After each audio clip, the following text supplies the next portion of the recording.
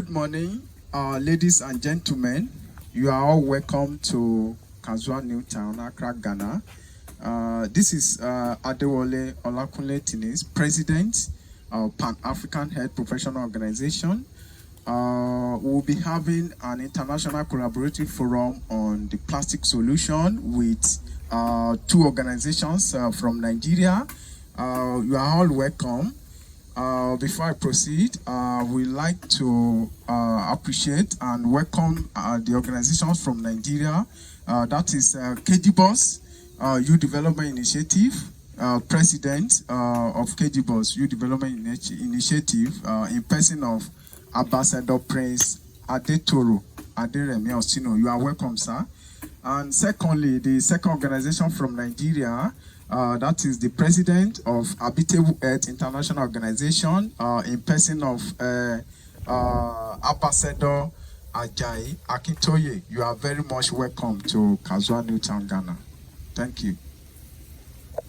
I'll be speaking on behalf of my organization, which is Habitable Earth International Organization. So I would like to thank the partner organization, that's Pan-African Organization, as well as KDBOS Youth Development Organization for having us around here in Accra, Ghana. This event is actually about creating an enlightenment about how to manage plastic waste properly. So, because it is becoming a menace if it is not well managed. For example, if all these plastics are left in the environment, it may disrupt the ecosystem. So we are here to enlighten and to educate us and to clean the environment as well. So on this note, I'd like to once again say thank you everybody for having us here. How are you doing, sir? I'm very fine, sir. Well done, sir. You are welcome to Ghana. Thank you so much. All the way from Nigeria. It's been a very rigorous journey. Thank you so much for having us. You're welcome, sir. How is the job doing? How are you doing over here? How is the job going here? It's not so easy. Wow. By the grace of God, we are trying. Okay. So it's been a very rigorous event or encounter. Yes. Okay. So over here, according to what we had in Nigeria, you select the black as in different colors goes together, isn't it? Is that how it's done here in Ghana? Yes, too? yes. That is how we do it. Okay. Every color go Together. color. Okay. Like white go to white. Okay. White, red go to red. To red. Thank you so much. On our way coming, we saw a lot of drainages where your government are really doing wonderfully well here. Because Yeah, guys, we are trying. Our boys are trying, making sure they are picking all the rubbers on the streets. Wow. So that everywhere will be neat. so thank you so much. Can we just take a little walk around to see how far you've gone? Okay. Thank you, Mr. Kofi. Okay. So as we can see, this is a yellow. Yellow goes with yellow. We can see the brown colors are together over there. Then these are black. These are black colors. Yes. Yeah. So everything goes together. This is okay. It's like this. Transparent. Transparent. Okay. Can be likened to the white color. Okay. Yeah. I can actually see your workers there. They are trying. They are putting things in perspective. So awesome. Let us go around to see more awesome jobs. So these are the transparent version. This is black recyclables. Okay. This is all Cream. White. okay. This is white. Cream. Yes. Okay. White. Cream. Let me open them so Yes. that our people can see what we are talking about. Wow. This is called cream. White. Okay. Why this thing?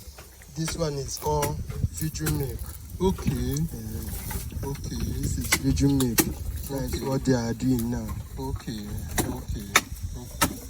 It's like we have the rebranded Vijumic in Accra here too, right? Because we have Vijumic in Nigeria. These are rebranded version. Yeah, the Future Milk go viral now. Okay, it's true. True. Importation and exportation. Yes. Wow, this is wonderful. This is what's the name of this machine? This is called compressor. Okay, compressor to like Yes. put them together, to compress them together Yes. to make them a lightweight something. Yes. Wow, wow. Are you the one operating this as the manager, or you have people doing it on your behalf? I have people. Okay, you have people that are working. Yes, I have and, people. you are really doing a very good job here. You are keeping the environment clean, and you are also part of the working system that is making the environment a habitable place for all. Thank you very for much. having us, Mr. Kofi. So, Mr. Kofi Daniel, it's so good to have you here. Do you know what we call eba here in Ghana? We eat eba made of cassava flavor, you know. I don't think you consume that. We consume banku in Ghana and the likes, and water soup and onion soup and the likes. Yes, yes, yes. And you eat a lot of coconuts here too. Yeah. Wow, and you have beautiful women here over here.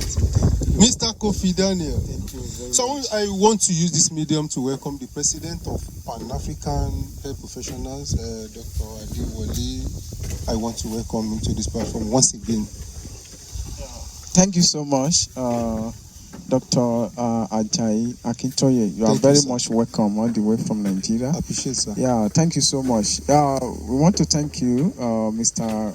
Kofi Daniel, for giving us the avenue to come to inspect, and see how recycling of plastic is being done here in Kazwa, Newtown, Accra, Ghana. Thank you so much, and we believe that we will be partnering more, with you, as time goes on, especially for our research and further collaboration. Thank you so much, sir. You're highly welcome, sir. So, Mr. Kofi Daniel, thank you so much again. Thank you for having us. I want to use this medium to also welcome my partner in success, in the person of Ambassador Prince Aderemi Adetoro, the president of Kejibos Youth Development Unity, to this wonderful occasion once again. Welcome, sir.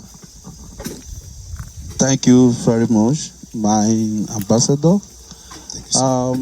We really appreciate. I want to say a big thank you for the manager of this plastic plant to have allowed us to work with them and to have shown what is needed to keep our environment clean, and in lieu of solution to plastic issue that we are having now around the world.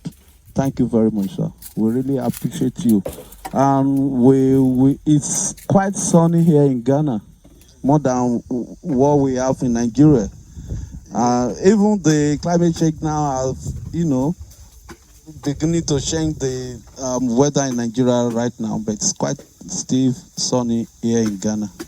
Thank you very much. I would like to say hi to your co-workers here, to appreciate them also. Thank you. Well done there. How's everything? We really appreciate everyone that is working on this plant site. Yes, sir. For well done. Una well done. Welcome, sir. Okay. So you part of the people creating solution for plastic waste. Yes, sir. So we'll be visiting you some other time. Okay, sir. Thank you. Yes, sir. Thank you.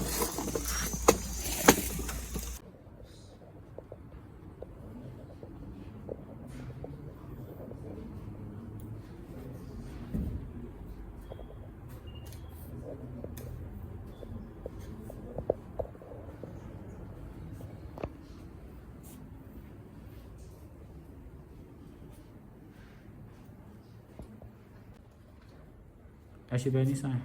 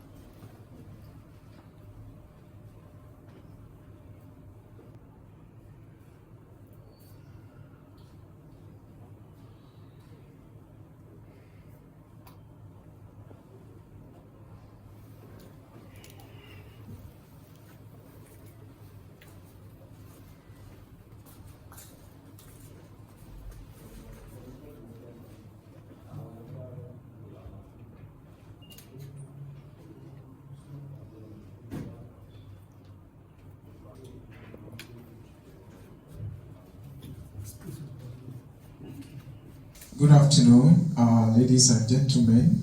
You are all welcome to Kaswa Newtown, Ghana. Our partners from Nigeria, you are all welcome. Katie Post Youth Development Initiative and Habitable Earth International Organization, representative from them, you are all welcome. And before I proceed, I would like to welcome the President, especially in person of Prince Ambassador Aderemi Adetoro, the President, Credible Youth Development Initiative, and the second partner from Nigeria as well, in person of Ambassador Ajayi. We are welcome, sir. That is from Habitable Earth International Organization. You are welcome to Kaswa Newtown, Ghana. So to these international collaborative forums on plastic solution, you are all welcome, and all the representatives, you are all welcome as well. Please kindly have fun and as we go on with the program. Thank you.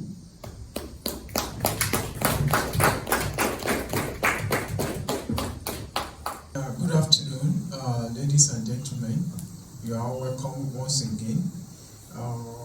We'll be moving on to start this collaboration forum, so which is the major reason why we are here. Like we said, today our collaborative effort is all about the plastic solution, and we'll be deliberating and discussing a lot of issues as regards to menace of plastic pollutions across Africa and around the world.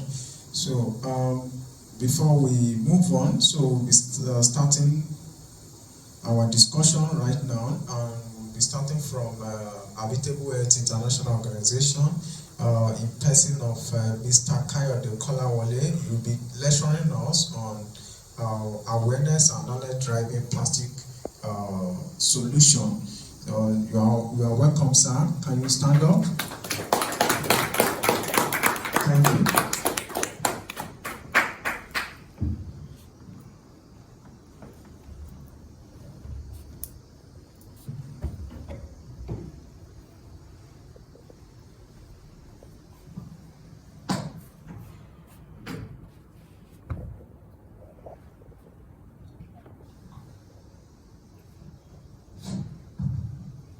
afternoon, everybody.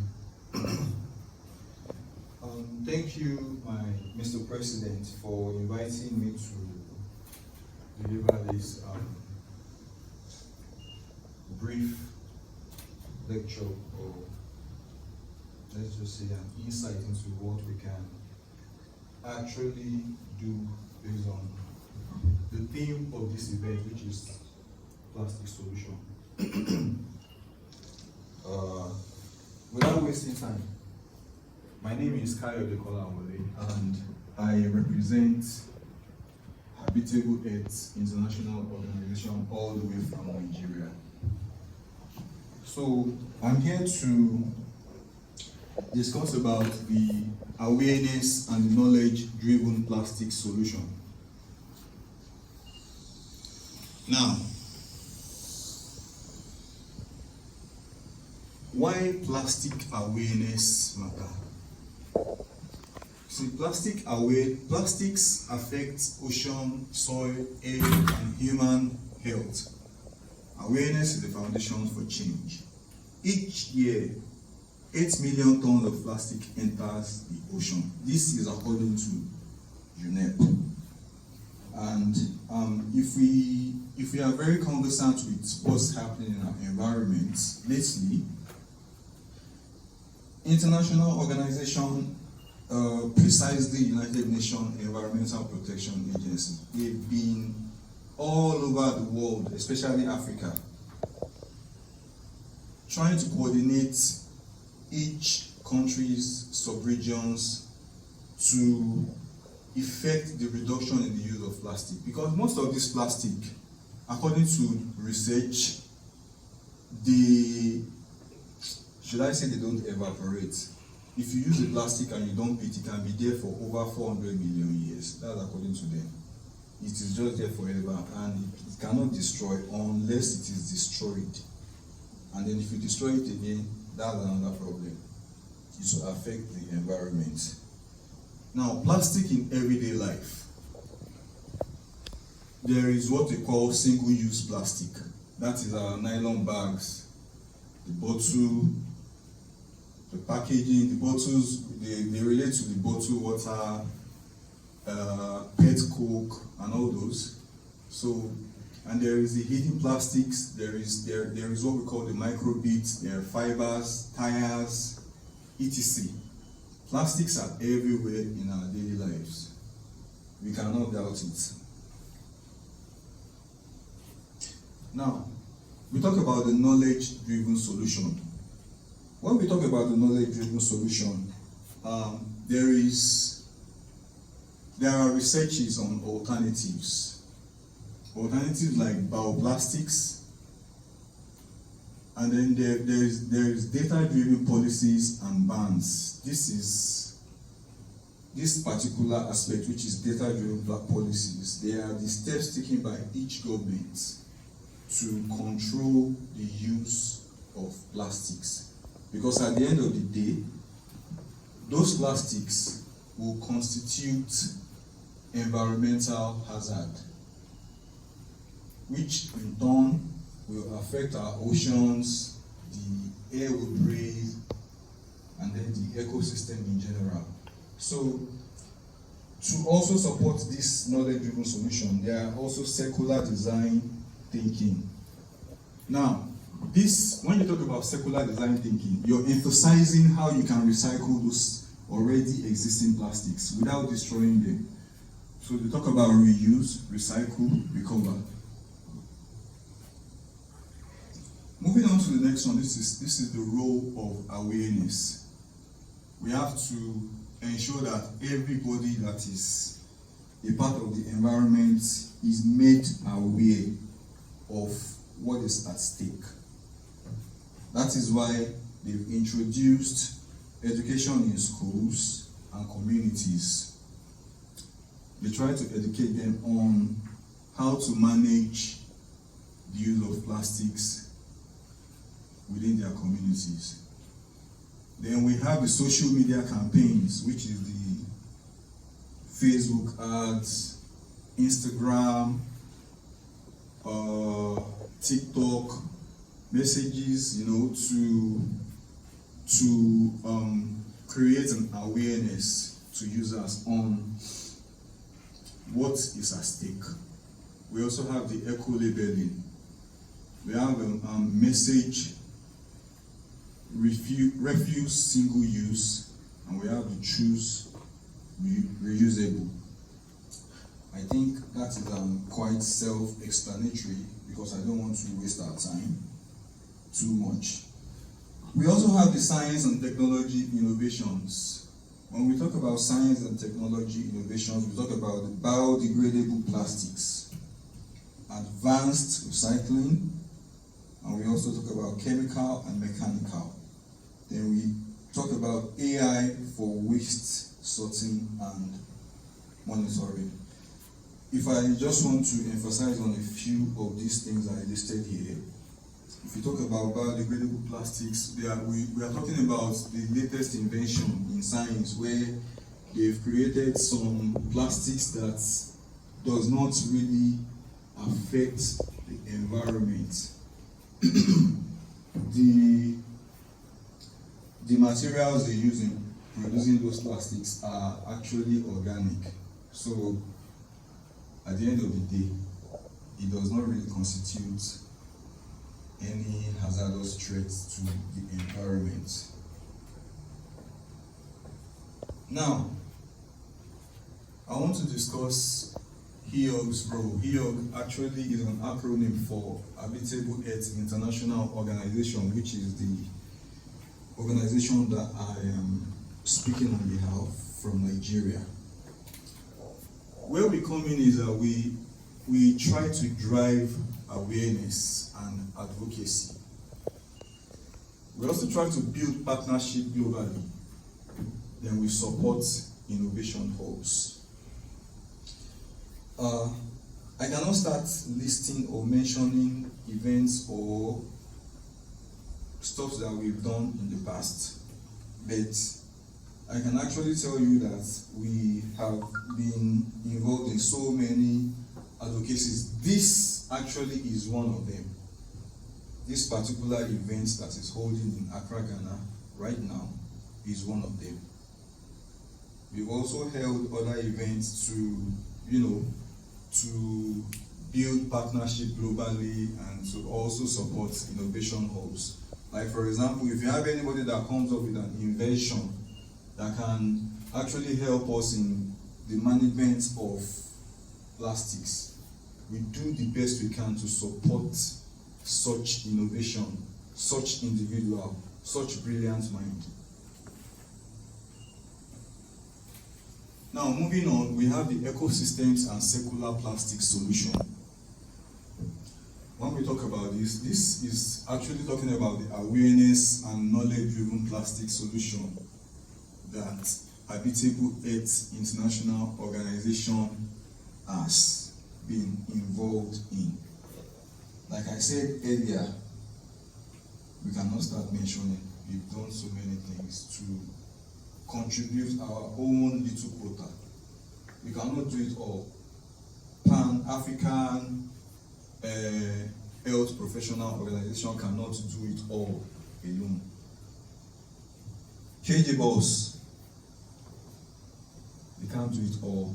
We have to collaborate with every other sister organizations because it is not something one of us can do. So by saying that all we need to do is to create more awareness, to reach out to people, especially people in remote villages that do not really have access to social media or any kind of telecommunicating media. If I have to introduce plastic pollution, plastic pollution is threatening ecosystems globally. Circular solutions are crucial for sustainability. By 2050, plastics in ocean could outweigh the number of fish. This is not my saying, it's according to United Nations Environmental Protection. So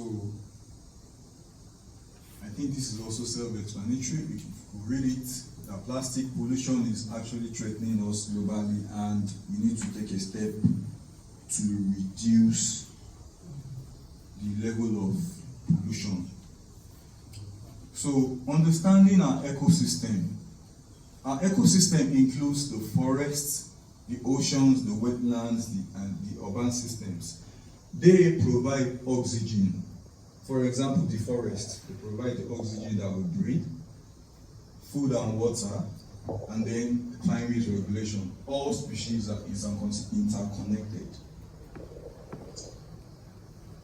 There was a time they were cutting so many trees in the forest. The deforestation in the name of building cities.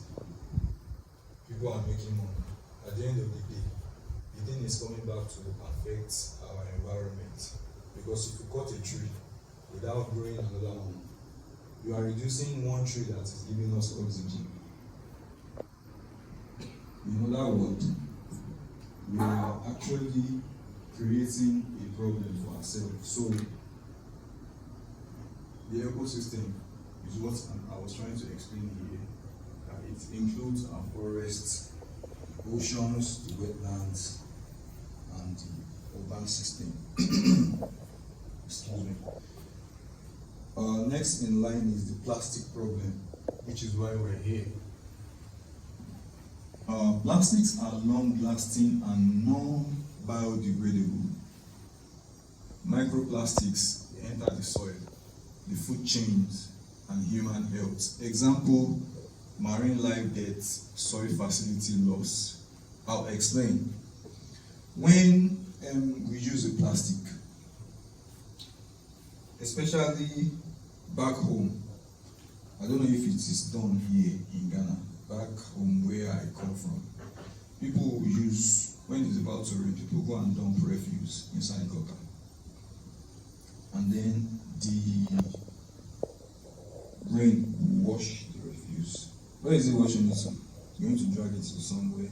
At the end of the day, all those refuse, all those plastics, they will enter into the ocean and they will block the surface of the ocean because they cannot sink.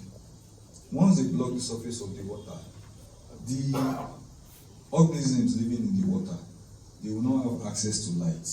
They will not have light, solar light, sunlight.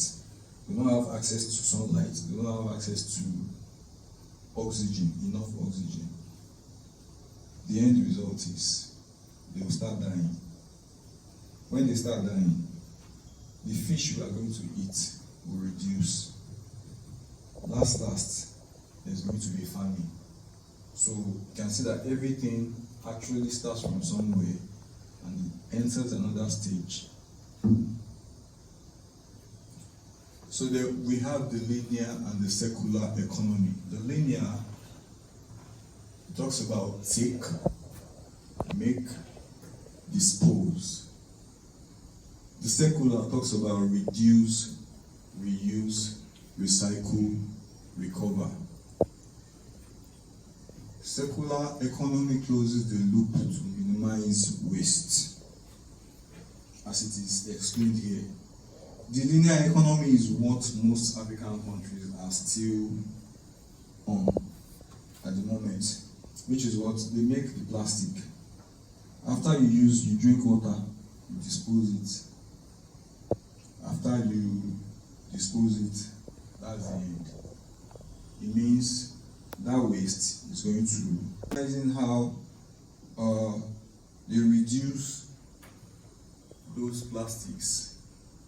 And even if you cannot reduce it, if you use it, you can reuse it again, recycle, and then after recycling, it means you are recovering that plastic into something else. It is also plastical, but at least it has removed the actual us disposing that plastic so that it will not go into the ocean or wherever to affect the ecosystem. At least if we, for example, if you drink a bottled water now, there are some people that will just pack those bottled water. Instead of you dumping it into somewhere, some people will pack it and they will take it to a plant, they will crush it, and they will, there are some certain production stage that will go on, and it will be changed into something else, maybe reusable nylon bags. So this is what the circular economy is describing here. Now, circular plastic solution. This design plastics for recyclability, just like I explained. It developed innovative material, that's bioplastics and compostables. It promotes extended producer responsibility, and it encourages community participation. The knowledge-driven solution. It talks about investing in research and innovation, educating schools and communities, the use of data-driven policy frameworks. It also fosters partnerships among government, NGOs, and industry. This is the reason why, this is the reason why we have been involving ourselves in knowledge-driven solution, because we want to participate with every relevant organizations. Now, we move on to awareness and community role.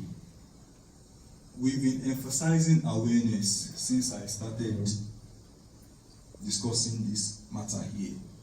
It is because without people knowing what to do, they will just continue to dump those plastics. So awareness is very, very important. That's why we say awareness drives behavior. It drives behavior change. And these are the tools that can help us create the awareness. We talk about campaigns. That's physical campaigns where sometimes you just carry banner. All of us, we just start distributing leaflets, flyers, to educate the people around on how to manage plastic waste. We also have the use of social media, that's Facebook, Instagram, or whatever. You can just create a video or create an advert or something to educate the people that are watching. We also have eco labels. That one is just a very soft, disposable sort of leaflet that you can distribute to people. And mind you, it is eco-friendly.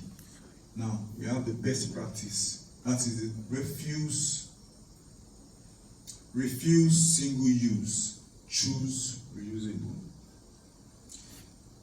In Lagos State, Nigeria, they've actually started implementing this. They actually placed a ban on single-use plastic. So even most supermarkets in Lagos now, if you go there, they don't give you nylon to pack your stuff. You have to come with your bag of stuff to carry whatever you purchase. So they are trying to encourage us to choose reusable plastics. We are getting there gradually. So we have the interactive section. If you have any question to ask, please feel free to ask me. But we have a restricted timeline. Is there anybody that has any question, or if you want me to go back and explain anything about what I've just discussed? Okay, I think I'm good to go. Thank you, everybody. Thank you so much for giving me attention.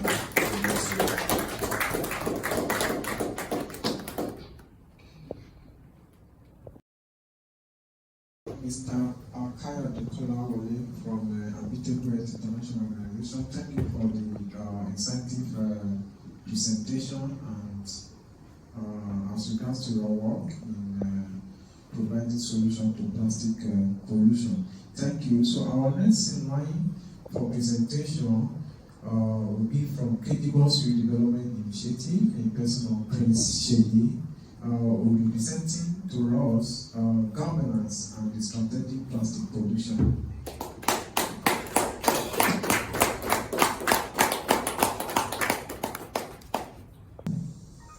Good afternoon, everyone. My name is Sheyi Olawi. I'm a prince. I bring greeting from Kedibos Youth Development Initiative from Nigeria. and I want to thank the organizer of this, the host rather, that's Pan African Health Professional Organization, based here in Accra, Ghana, and our partner, Apitego Health International Organization. I work with KGBOS Youth, the KGBOS Youth Development Initiative in Nigeria as the head of the climate change and environment. For the KGBOS, we work on environmental issues in the area of climate change, conservation of biodiversity, and then we work on the issue of gender and some other sustainable development issues. So today I will be presenting on the governance and the strategic plastic solutions. This one has to do with the issue of governance, how we do manage waste in Nigeria, and then the regulations and the policies that really involved.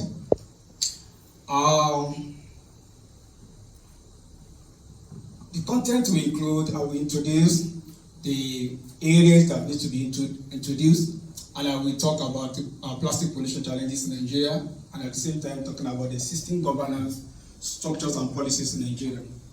Also, I will stress more on strategic plastic solutions, then I will conclude the presentation. Let me first and foremost thank the first speaker or presenter, because he had spent more time to really discuss some of the points that I want to really join on, so to make my work a bit simple. Most time, if you go to Nigeria or you have opportunity of seeing some of our dailies, these are some of the stories that you will see on our newspaper, like plastic waste and fishes in Lagos time to act. Like Nigeria is the world's second biggest plastic pollution. One expert said that one. And then even the Guardian, that is covering a lot of issues about the world environmental issues. They said world will be unable to cope with volume of plastic waste in 10 years.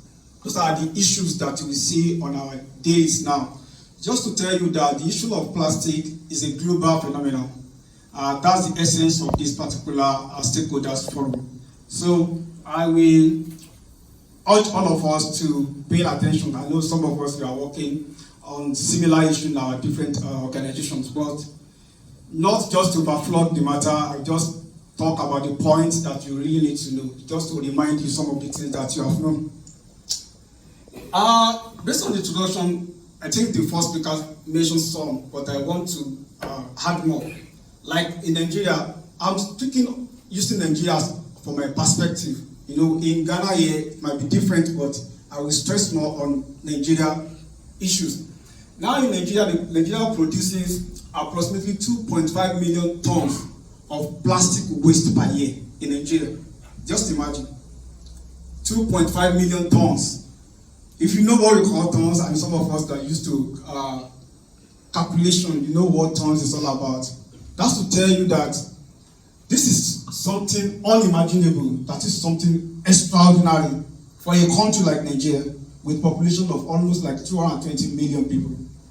And then mostly some of these waste, especially plastics, some of them actually come from major cities. Talking about Lagos, talking about Kano, talking about Port Harcourt, and then extreme north eastern part, that is Borno and some other areas. But majorly Lagos, with a population of over 20 million people, they produce the highest plastic. And then we're talking about 8.8 to 15% of plastic waste are recyclable. That is just to tell you that most of this plastic they are something that we call recyclable materials. I know some of us that went to this recycling plant, you will see different plastics. Some of them, not all plastic can be recycled. Some of them you cannot recycle them. If you recycle them, they are of low economy, because I have worked in a factory like that. So, to progress, Nigeria is among the 20 countries contributing to marine plastic pollution. Everything about Nigeria is here. And then we're talking about 250,000 to 370,000 find its ways to Atlantic, you know, and talking about other coastal areas. And you know what happened to that's what we call marine litters. Some of them, at the end of it was even judged based on what the first presenter said, that it will come to a time that fish, they won't find anything to eat other than plastic, because it's already littered the entire sea. Then we're talking about Nigeria is the 9th largest contributor of marine litter globally. I think the first one has to be with India. I know China, as all these big countries, but you still find Nigeria at 9th position. Just to tell you how this phenomenon is raging in Nigeria. Then there are a lot of challenges that we are facing in Nigeria, talking about the plastic challenges in Nigeria. The first one has to do with inadequate waste infrastructure. When you're talking about waste infrastructure, you are talking about access to maybe waste truck, the people that are working as waste pickers, all those people, those are the things that we are referring to as infrastructure. You understand? So, in essence, we don't really have them in abundance. With a country of 220 million people, imagine, for example, in Lagos, how many people are into waste management? Just a small number of people are in this industry compared to some other countries. I'm talking about advanced countries, where they have abundant or enough infrastructure to really tackle the menace of waste issues. Then we're not talking about population explosion. In my in my two, I said Nigeria is about 220 million people. And then we are still continuing. It was even said that by the year 2050, Nigeria will be competing with countries like China and India, talking about population. Can you imagine that as we have more people and people are generating different waste, the more this thing is contributing to, it's getting messier every day. Then we look at the waste management, that's talking about waste management laws and institutions. What I mean is that when you look at the laws that we have that govern waste management, especially in entire Africa, some of them, they are old laws that have been promulgated in some years back that are not in tandem or in tune with what we are experiencing today. Then we look at the institutions. What I mean by institutions is that the ministry, the agencies in charge of all this, in charge of management of the waste, you can see that corruption, especially in Africa, it doesn't enable them to really perform the way they are supposed to perform. For example, now in Nigeria, I will use Nigeria as a case study. In Nigeria now, we said that people should not dispose waste indiscriminately, maybe on the roadside. But if those people are caught, what happens to them? People will be begging. Even if you don't beg, you bribe them and then they will leave you. So that one stress more on the institution that we are having, that those institutions, they are very weak, and it's one of the challenges that we are facing when it comes to the issue of waste management. Then we look at overdependence on single-use plastic. The first presenter said that Lagos is trying to place ban on single-use plastic. But is this something that is effective? Is something that will work? I know some countries like Rwanda, Kenya, even Tanzania, they've placed ban on the single use of plastic. Even in Ethiopia, it's a taboo for you to come to Kenya today and bring plastic. They won't allow you to bring it to their country because they've already placed ban to it. But just imagine, immediately the Lagos State government announced that they want to place ban on this single use of plastic. It's caused a lot of issues, that they just want to stop some people from getting their means of life. They want to stop some people from getting their means of livelihood. Just to tell you that it's something that is very funny. And then the government street, maybe the government say, okay, we don't want to change this, we want to go. What will happen? It will now come to political stuff. That, okay, maybe in the next dispensation, people will not vote for that particular party because they've already taken away the means of livelihood. Then we look at the poor attitude of populace towards waste management. In Africa, I know a particular tribe in Nigeria. They will tell you that they cannot use, let me use a dollar because they're popular more currency.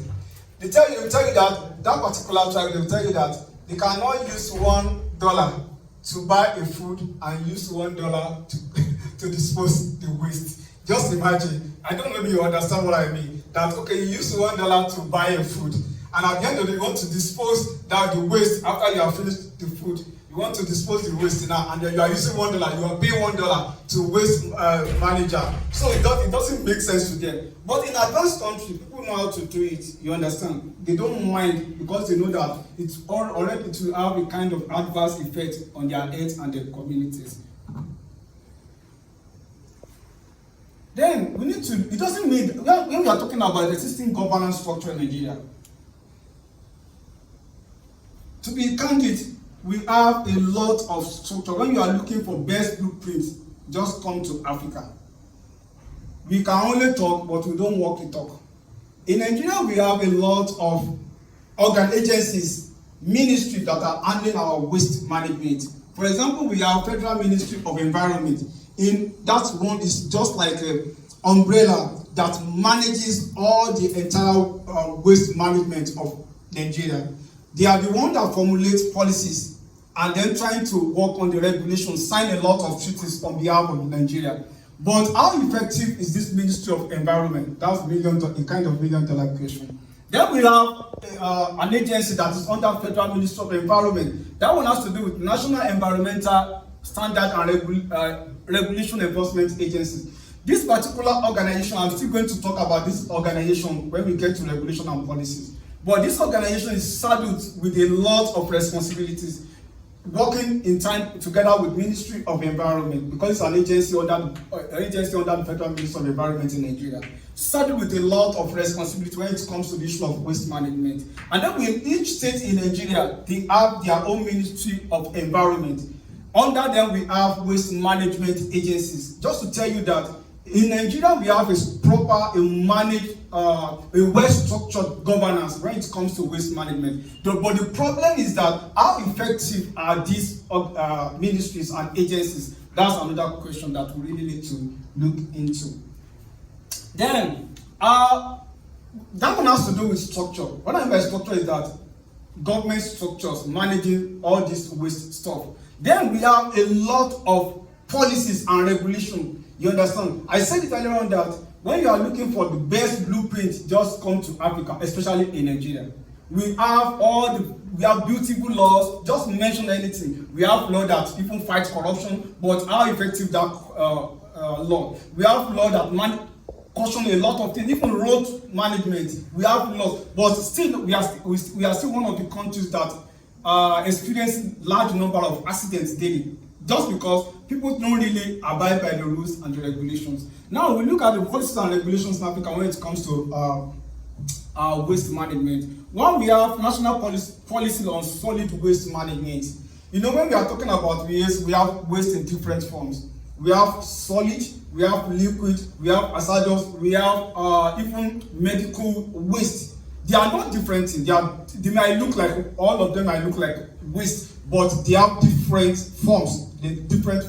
So in Nigeria, we have, no, I said that policies, we have good blueprints. We have a particular policy that focuses on solid waste management alone. Solid like plastic, like glass, like card, paper, and some other stuff. So there's a particular policy in place. That one, I think that policy was formulated in the year 2020, thereabout. So that focuses more on the issue of solid waste management. We have another one that is holistic. That one has to do with national policy on waste management. You understand? This one is just like umbrella. It covers the entire waste management in Nigeria, all the do's and don'ts, and this is how it's supposed to be. So, and then we also have national environmental sanitation. You know, there was a particular time in Nigeria we have a military government of late President Buhari that came up with the idea of war against indiscipline. You understand? Just it cut across all the corrupt artists and the waste issue. That time in Nigeria, if you if you want to urinate, and then you are maybe on the street, you just have to, you'll be comfortable to piss on your body. That will just mess up with the stuff, because we have to warn against a discipline brigade then that will treat your fuck up if you don't comply or abide by the rules and regulations. So we have National Environmental Sanitation and Waste Control. We also have Nigeria National Climate Action Plans. This is a new stuff, because now climate change is not a burning issue, it's a global issue as well. And if you look at it now, this plastic issue is also captured under the National Climate Nigeria National Climate Action Plans. Plastic issue is well captured here. And then if you look at it, this is just like a subsidiary of a nationally determined contribution in which Nigeria is also part of the signatories. Then we have National Circular Economy Roadmap. The previous speaker said something about circular economy. We know we have this economy. We have linear one and then we have circular one. When you're talking about linear, just like a straight like this, you use and then you dump. You understand? That's why I think that's the idea of use and dump. You use and then that thing becomes useless. You understand? After you have used it. But we're talking about circular economy. Circular economy is that you use, then you try to reuse it. Until you reduce it. No, sorry about reuse, and then you try to make sure that you try to use it again until that particular thing turns to the present former state. That is raw material. You understand? It gets to a stage that immediately you want to drop it or call it waste. Other organizations, they will still make use of it as their raw material. That's circle. You understand? That's the idea of circular economy. That it starts from point A, it goes like this, and then back to point A. That's circular. But for the linear, it's just like you use it and you dump it. So that linear economy is unsustainable economy. That's why today we have what we call, in Nigeria, we have what we call National Circular Economy Roadmap. That is, every waste that you are using, the country, the industry, the company see it as raw materials, and then they turn it to maybe the useful form. By the time you are done with it, it gets back to the company as what? As raw materials. That's what the National Circular Economy Roadmap is all about. Then we look at the solution because of our time. We're talking about strategic plastic solutions. There is no single solution if you want to talk about solutions. But let's just look at the holistic solutions if you don't really want to fight single plastic use. The first one has to do with, we need to strengthen our institutions. You know, I said it in the beginning that one of the challenges we are having is weak institutions. But Africa, Ghana, Nigeria, we really need to work on our governments, we need to work on what? On strengthening our weak institutions. The problem we are having in the third world is that of institution.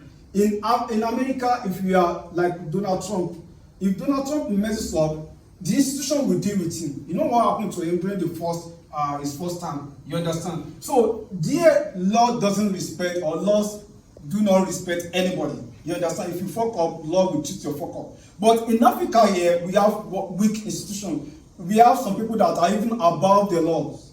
You understand? They do away with whatever they want to do because we see them as our big boys. The same thing happened even in Nigeria. If a poor man drop a waste, maybe along the roadside, immediately the people marshal in charge of waste, they will arrest him. But just see a man in a jeep throw something out of the jeep engine car, nobody will just look, and even they will salute him because they see him as someone that is above the law. So we need to really strengthen our institution and ensure that we strengthen them so that they can be effective. You understand? Then we look at foster collaboration. You know, the first speaker said something that I really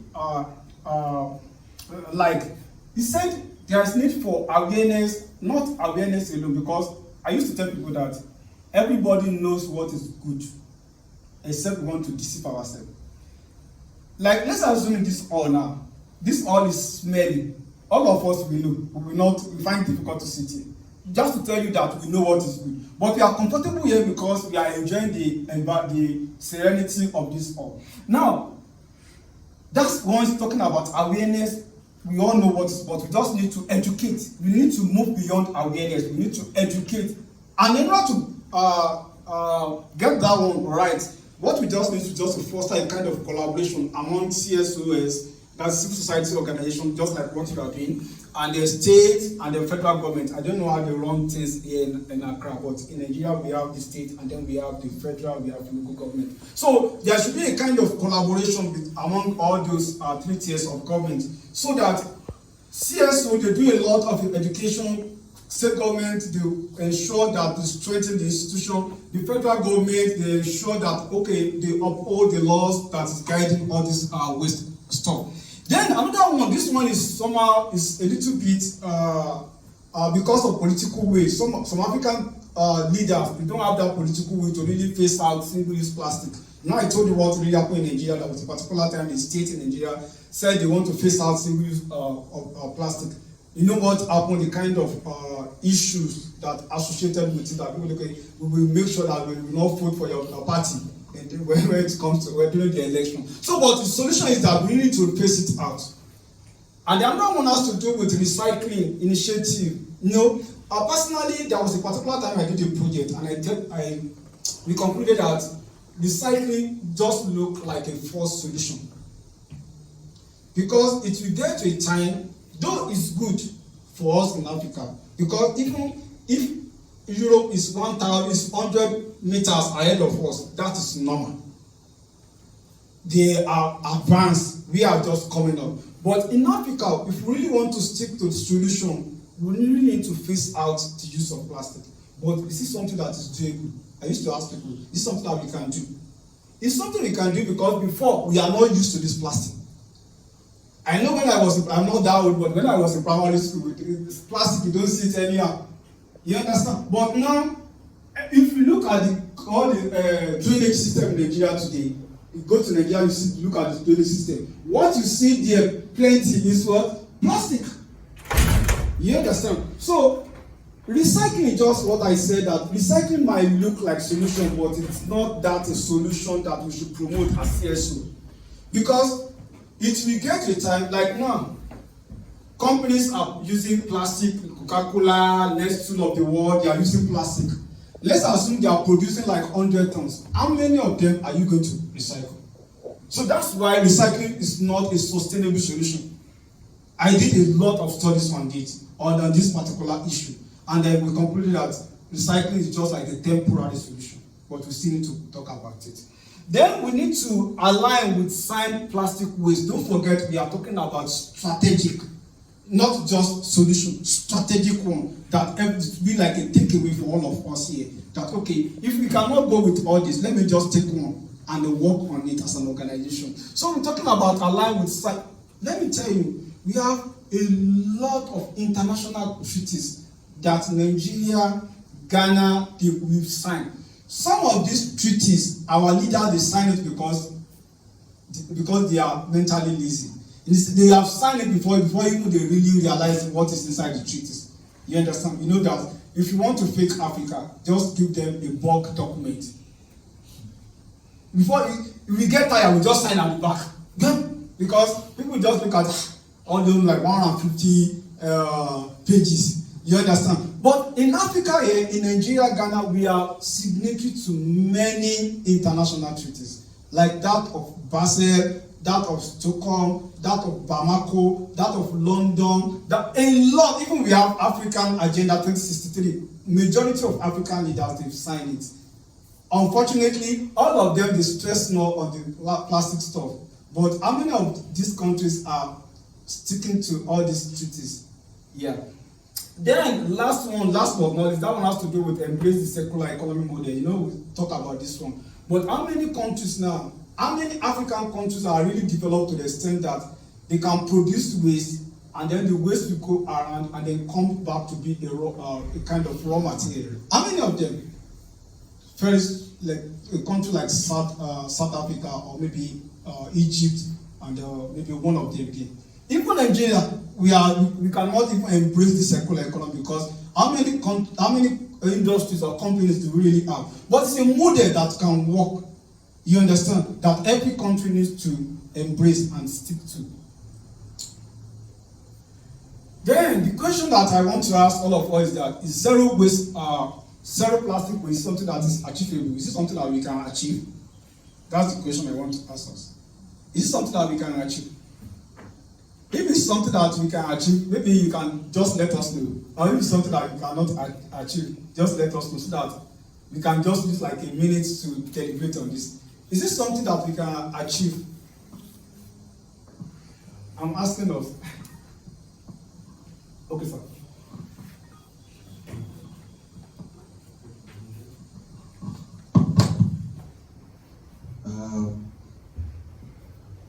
I'll be speaking about the zero plastic waste.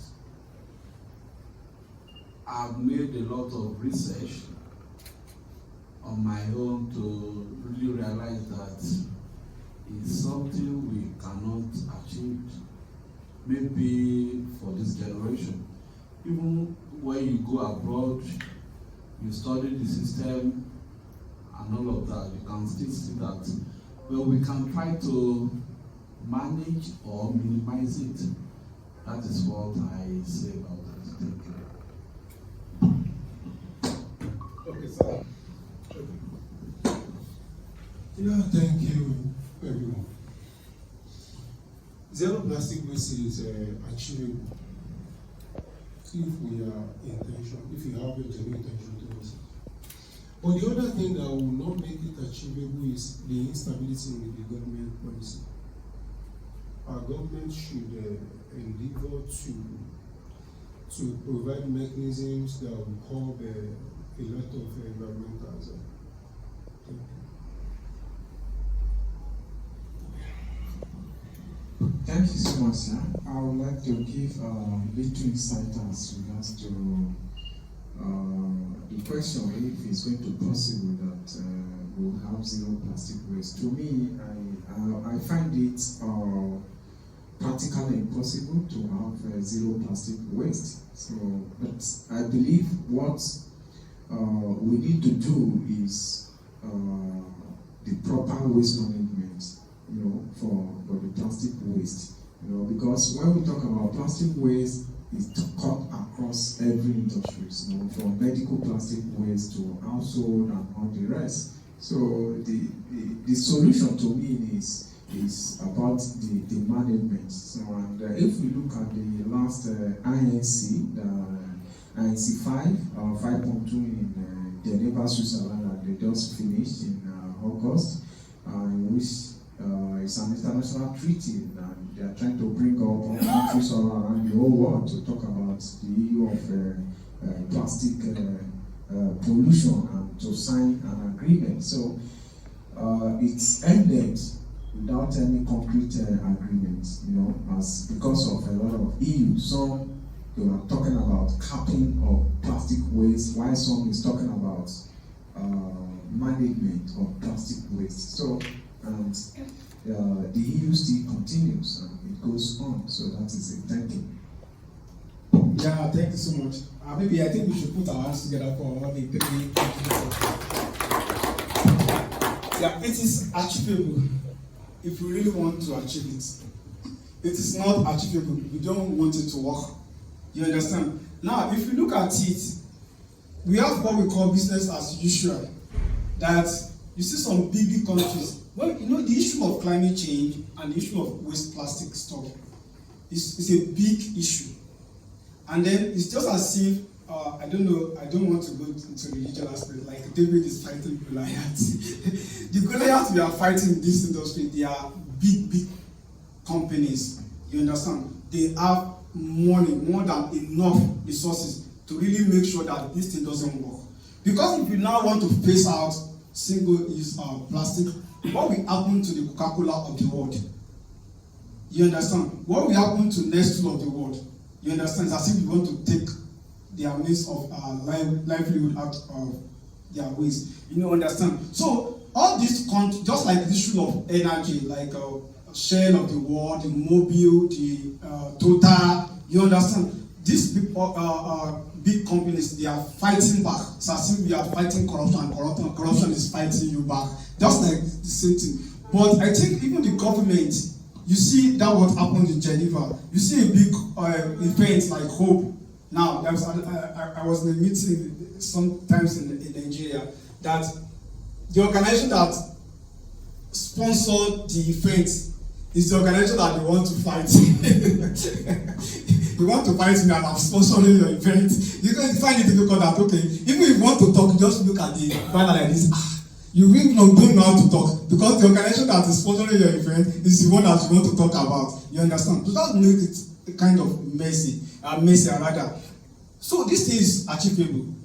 But it's achievable for third world country. But where are the resources? Nigeria now want to phase out single use of plastic. Okay, where are the alternatives? You understand? So those are the big issues that people really need to work on. So it's something that is achievable because if we have strong institutions, we have government that is sincere, we have civil society that is sincere. You understand? And then another next thing now is that if you see society now, we are somehow divided. You see some organization that is working on pro, some organization will work on cons. You understand that what I mean by pros and cons is that some organizations are lifting it, some organizations are drawing it back. That no, it's not like that. Like the issue of GMO. You see some big NGO, CSO that is supporting GMO because they are getting money from donor to really work on that issue of GMO. So the same thing is happening in this respect as well. But it's something that is doable. It's something that we can achieve if we all put our hands or join our hands together. I think it will work for the best of the populace. So I really want to thank you, and I want us to progress on this trajectory. Thank you so much.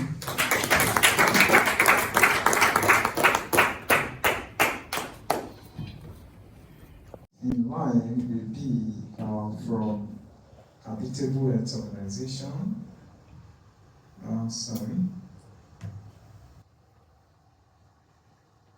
Mrs. Busayo Ajayi from Habitable Health Organization. So she will be presenting on ecosystem and circular plastic solution. Thank you.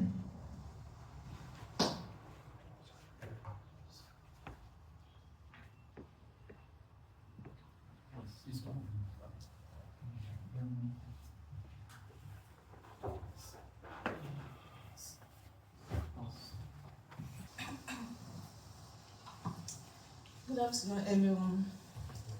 Good afternoon. I welcome you all to this presentation. And I'm Ajayi Busayo, representing Habitable Health Organization, international organization from Nigeria.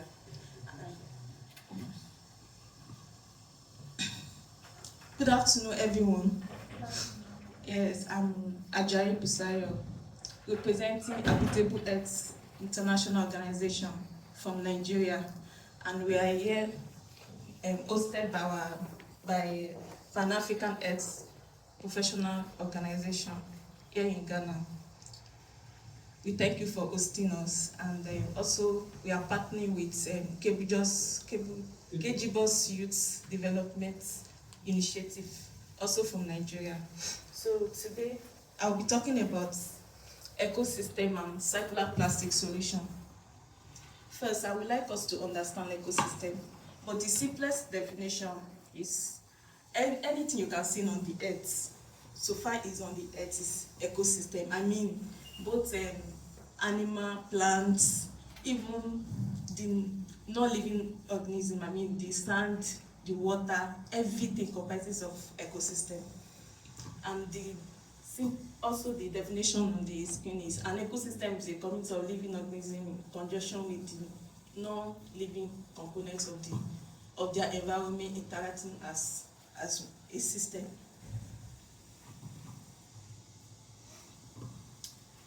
Okay, the next one is the threat of plastic pollution to ecosystem. As we can see from this picture, is plastic waste, the waste on the sea. I mean the water, and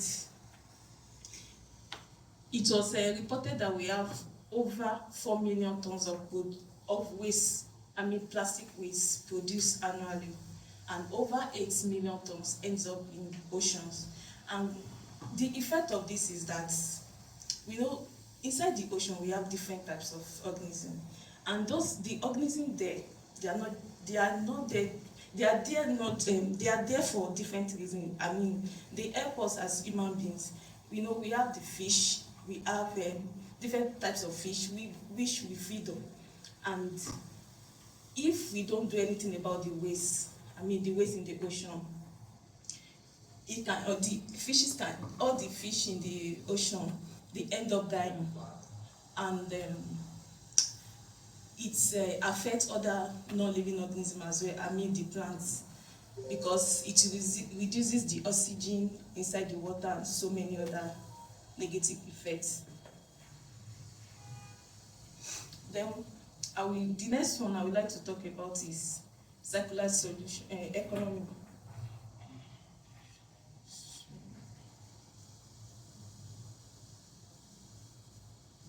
Okay. So we have linear economy, where it says the first thing is, okay, let's say for example the plastic water we take.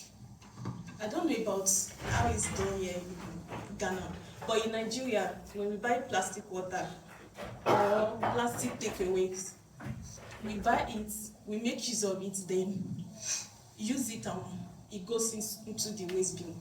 And from there, it goes into the water, the fresh water, the ocean, and different things that affect our health and the health of living organisms inside the water as well. Then we have recycling economy, where when the plastic is being produced, we make use of it. Sometimes it can be recycling or it goes into the waste. So either of the two. Because okay, it's from the waste bin. There are some people in Nigeria that they pick the plastic or all these plastic bottles or some other bottles that they use, or those industry like plastic takeaway plates. So there are people that will go and pick them from probably inside the water or the bigger waste bin. Then it gets recycling. We have circular economy, and that's the best. And that's what, if it's achievable, if circular economy is achievable, that's where we can reach zero waste. When it is manufactured, we make use of it. After being used, it gets reused. Then, or if it's broken, it can be repaired to use. Some people can use it for another thing, like which I will show in the few slides from now. Or it can be recycling and make use of it again to make another thing, to make another product.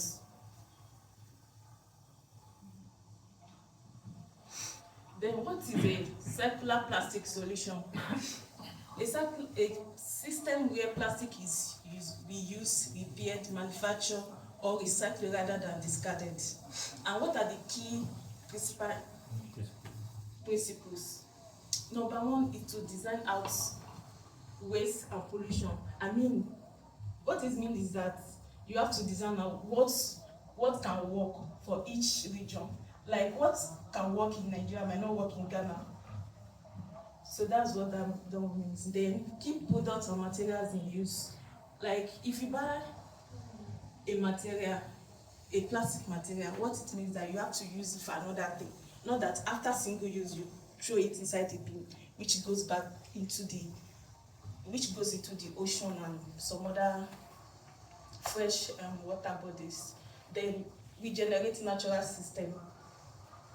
What it means is that instead of using plastic, we can use those products that are biodegradable. I mean, products that can decompose. They can get decomposed after maybe 1 year or 2 years, unlike plastic that takes like 400 years, over 400 years to decompose, which is not favorable to the environment. Okay, as we can see in this picture, there are some countries in Europe that they use this kind of system where after maybe buying a bottle of water, after drinking from the plastic, there's a place, a particular station that is there every time. Like they go there to drop the plastic where they even get paid from doing so. So it encourages people to do that, because if there's no incentive, people cannot continue to do things, and it's just a way of encouraging people to keep recycling and doing the right thing. Then the next one is advanced recycling. We have chemical recycling and biodegradable plastic. Chemical means when there are some chemicals that can actually make the plastic to decompose, and that's if it's biodegradable, if it can get decomposed, because there are some that no matter what you put on it, then nothing can be done. Then we have producer responsibility. I mean, those companies that are producing things using plastic, they can do a program. There's a program that is extended producer responsibility policies. These are policies that the producers, they have to do to make sure that the plastic they are producing goes back into their factories to be used to produce some other things. And the next one is consumer behavior. This awareness and responsible consumption on the part of the consumer. After using the plastic, as we saw in the previous picture, they have to take it to where it can be deposited to be recycled. The innovation about plastic reuse model, like this picture, is a type of reuse model. Like after using the plastic to drink water or to do anything that is inside the content, after using the contents, they can use it to maybe plant, do some other things. So it makes it more reusable.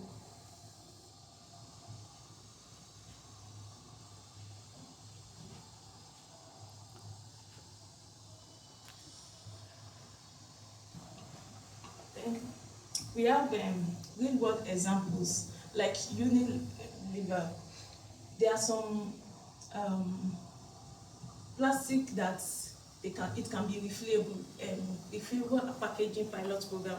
There are some plastic that, for example, seaway water. I mean the big one. After using it, we take it back to, in Nigeria, we take it back to the company. They have outlets that we take it back. Then it is taken to the company by them to be refilled. Water will be refilled inside them. The consumer use it again. So the cycle continues like that. Then we have Coca-Cola. There's a program that, let me call it a campaign by Coca-Cola. The campaign is just about by 2030, there will be zero waste. So people go around, like in Nigeria, there are people that go around to pick the littered plastic. So they take it back to the company to be used.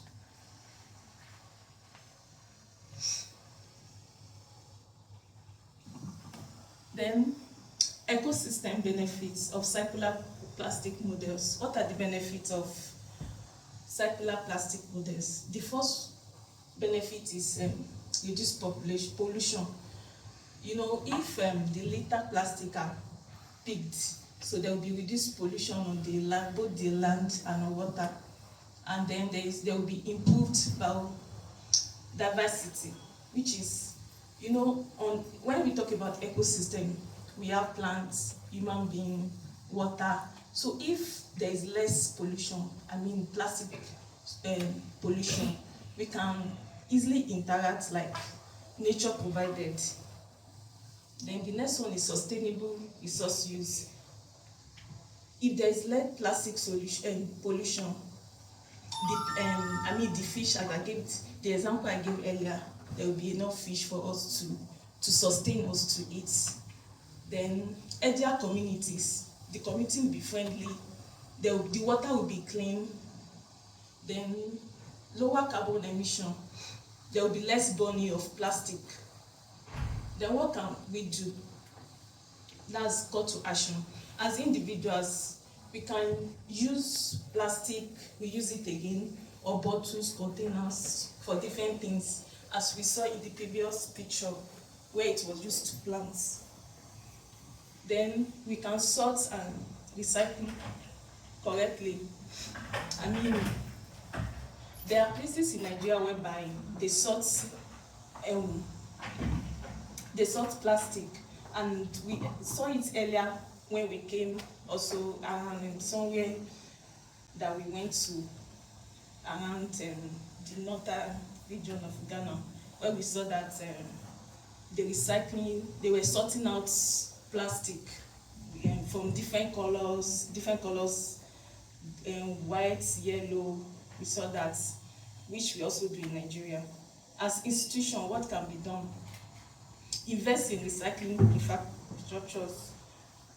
I mean, things that the government can do to, like the picture we saw earlier where there was a stand where people went to drop things. So it's part of the infrastructure that can be produced and made available. Then adopt sustainable procurement policies. They educate and encourage communities. Like as we are doing here, I know that Pan-African professional here in Ghana, we still go around the community to educate people, to make awareness and enlighten them about what they can do to encourage people to recycling their plastic waste and also to pick the plastic for companies to use.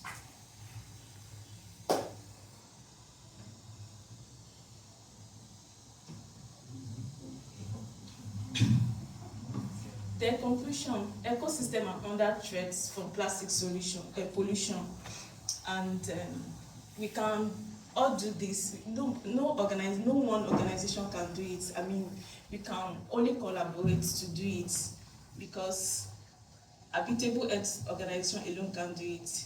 KGBOS alone can do it, and Pan-African Earth Organization cannot do it alone. So we have to collaborate to do it, to make it effective.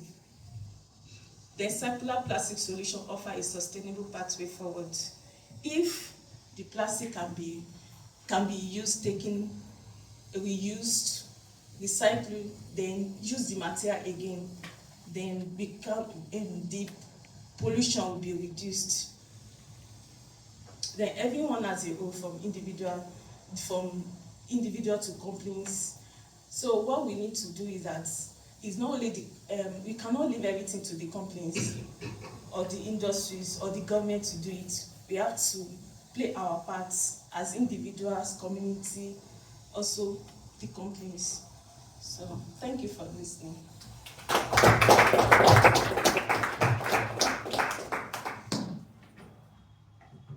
Is President Tuadoremi, the President of KGBOS Youth Development Initiative from Akure, Nigeria. I haven't heard what our speaker had let us know about the topic they have chosen. I would like to know from her that how do they believe that is bringing the solution to that effect will be effective? Is it by getting much network to work with them, or by relating to the government of the city from which they have come from? Thank you. Okay. It can be effective if both the consumer, the companies, and the governments work in hands. Because if we leave everything to the governments, they can't do everything. Because to get people to pick the plastic, or if the consumer do not go to the point where they are meant to dispose the refuse, it won't be effective. Unlike if the company, the consumer, and the government will work together, then it can be achieved.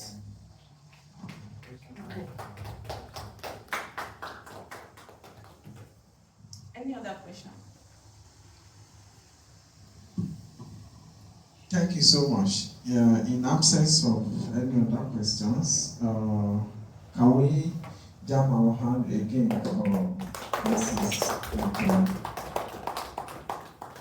Thank you so much for enlightening us about the circular economy as regards to plastic solution and the awareness and why we need to collaborate, both CSOs, private and government institutions, why we have to collaborate to bring an end to this menace of plastic pollution, for a better future for all of us.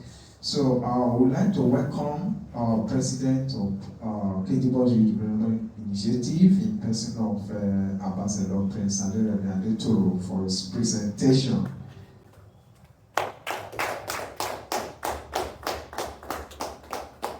So he will be talking about the next generation and the digital plastic solution. Thank you. It's a great event. The International Collaborative Program on Plastic Solutions.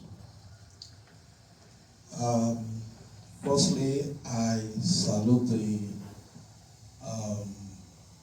encouragement given to the visiting organization, that is Kedibos Youth Development Initiative and Habitable Health International Organization from Nigeria, that put up this great forum to be useful for our societies, communities, and the generation to come.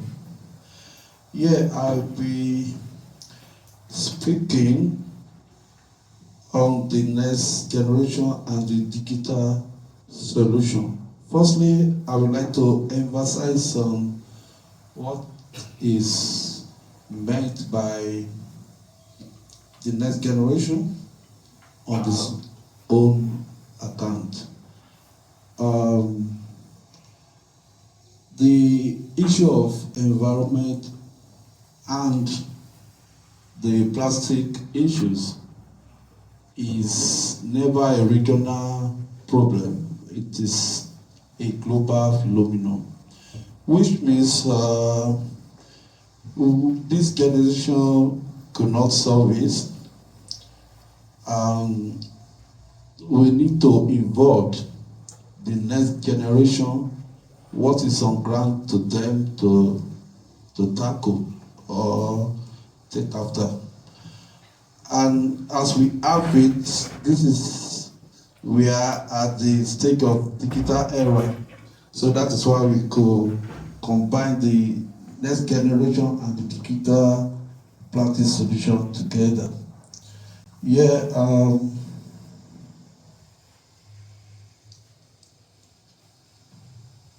the introduction, it is a great honor to stand before you today on behalf of Kedibos Youth Development Initiative at this collaborative conference, the plastic solution.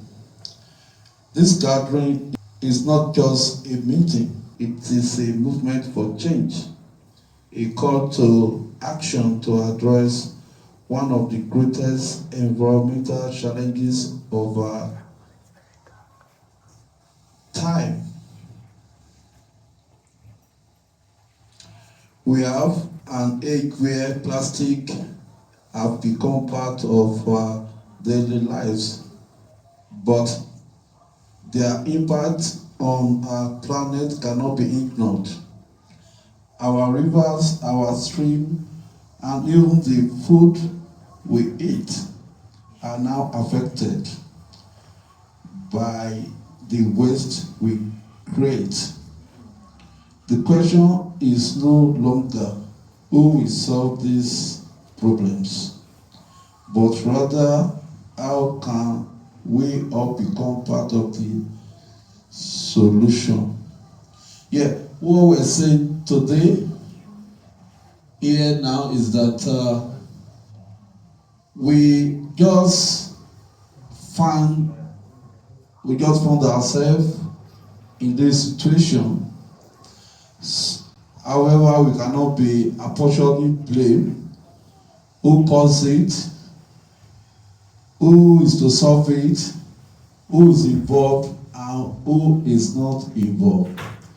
Like the last speaker from Habitable Health International Organization from Nigeria said the other time that we are all involved in the ecosystem.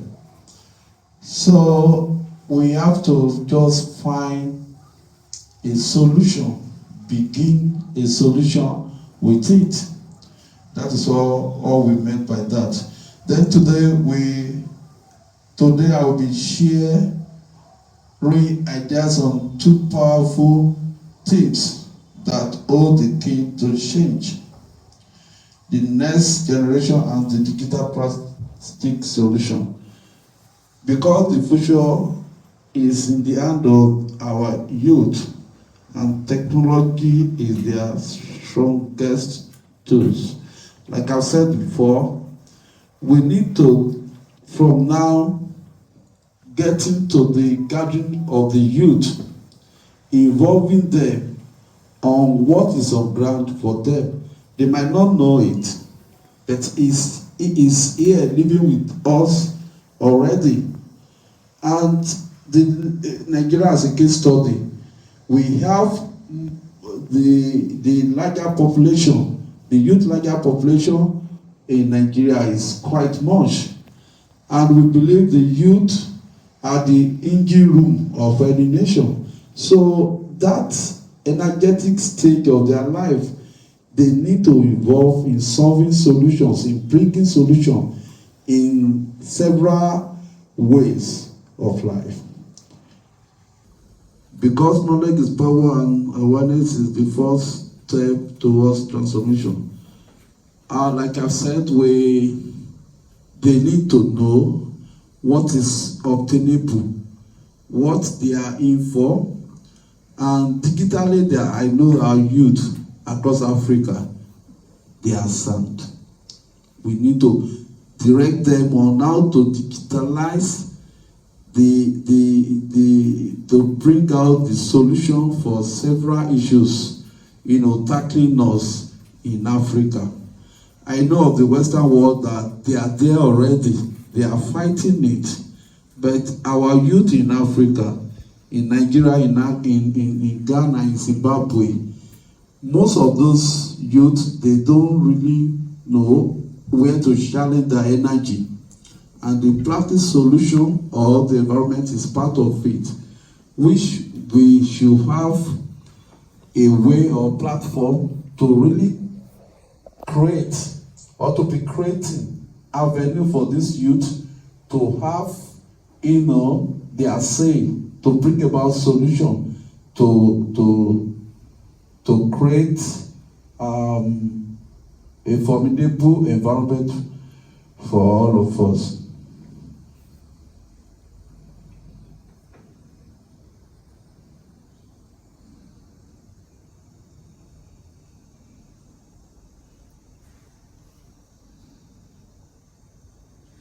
Now the next generation and the tools and the digital plastic solution. So why does the next generation matter? Yeah, because young people are the future leaders, innovators, and problem solvers in Africa. Over 15% of our population is under 25 years old. This is powerful force for change. If we want a cleaner planet, we should empower young people with digital tools, skills, and opportunity. Well, I will tell you this page. If we really want, why their matter is that they are the energetic forum or energetic equilibrium part of the society. And we should be linking our youth in a positive direction in solving plastic solution to other continents. I'm talking about internationally. The knowledge should be interwoven. They should learn from other peers internationally what their youth is doing in solving several solutions, in bringing several solutions, or in solving issues regarding the plastic issues and the environment.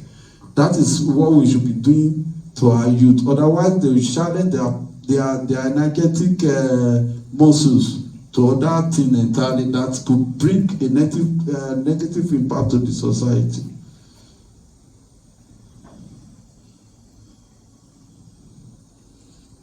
Then, what is the digital plastic solution?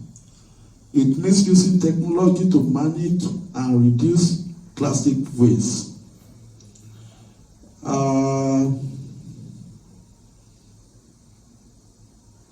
For example, mobile apps that renew people for recycling, social media campaign, and create awareness. Data system and track plastic usage can help communities act. This page explains what is the digital plastic solution. It means using technology is the technology we're even talking about is the Android phone, those smartphones, iPhone and all that is enough for doing this within our youth. Then we have some plastic plants or recycling plants that they do reward for getting those reuse items, the plastic reuse item.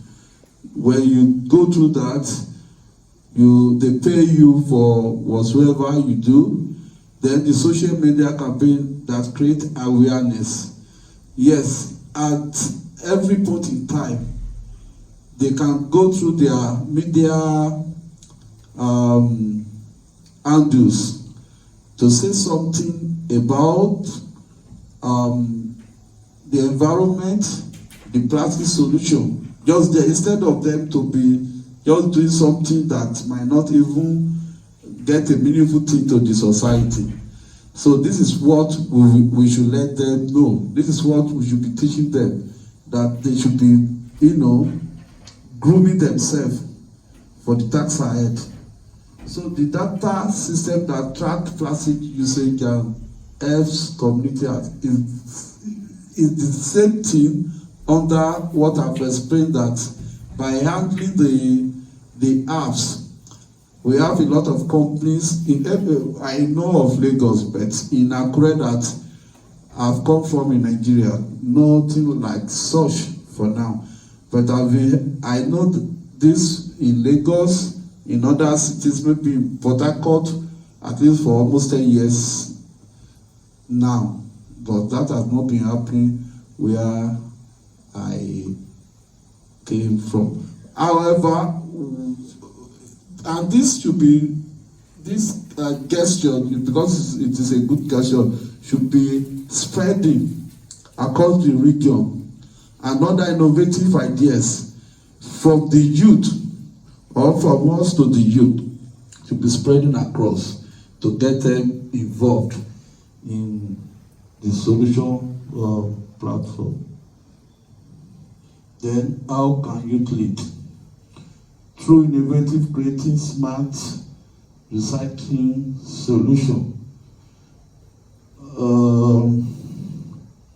To teach community about waste through entrepreneurship, turning plastic waste into business opportunity, like making useful products from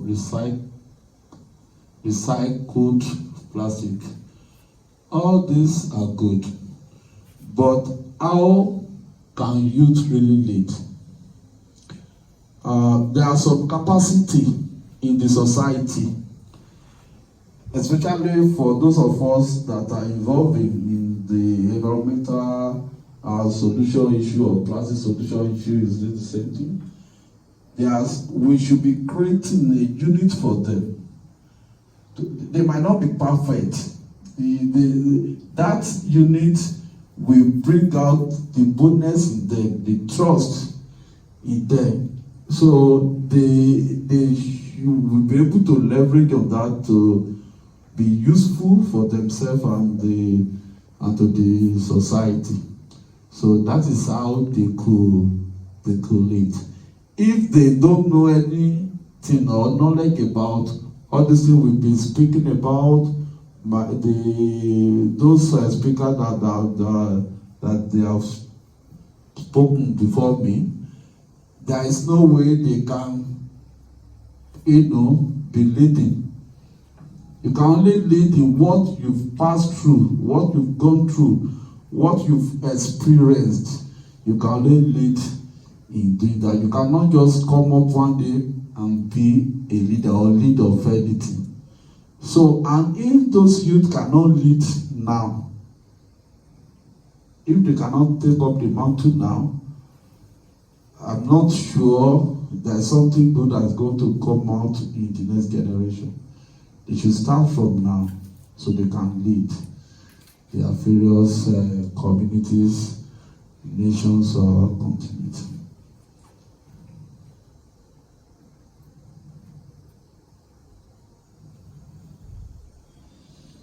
Yes, we talk about the awareness, the knowledge-driven plastics solution the other time. As you can see here, this is Kedibos Community Outreach. This is in Akure, Ondo State, Nigeria. This is me here, and some of our guys working together. I think this should be World Environment Day. That is from us also. We've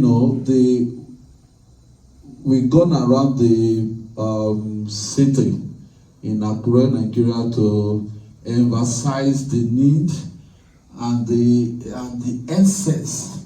You need to be intentional of whatever you are doing.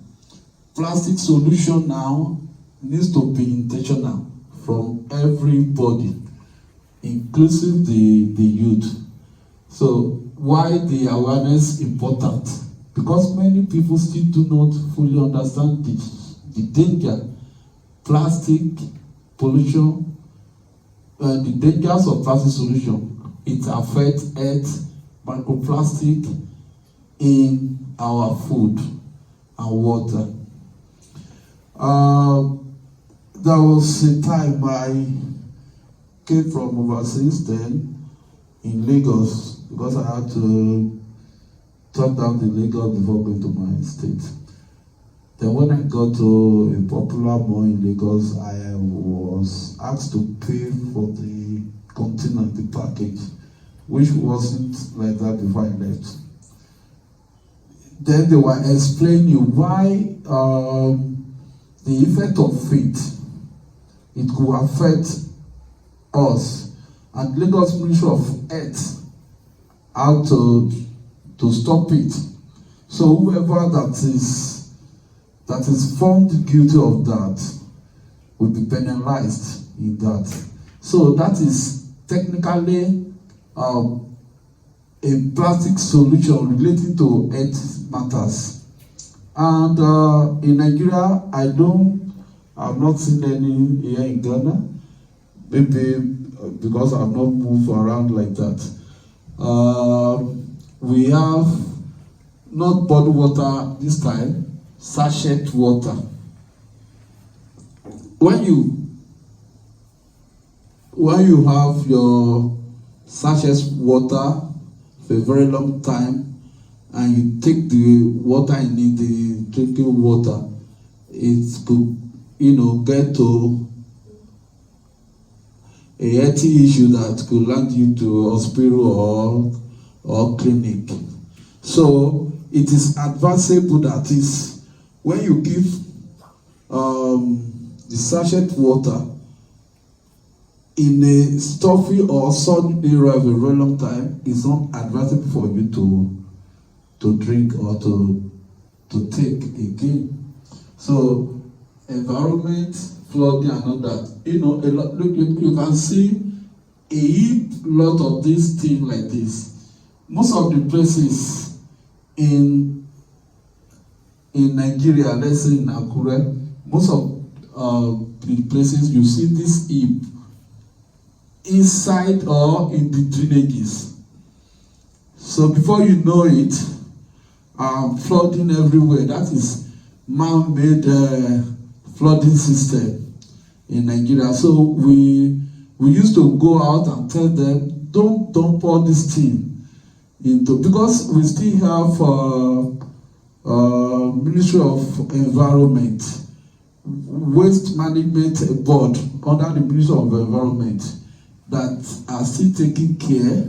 It might not be enough of those things, but people, the community dwellers, they don't really know the effect of just dumping illicitly on the drainages. It causes a lot of things to our environment. So we go around at times, we do park a lot by ourselves and trash them.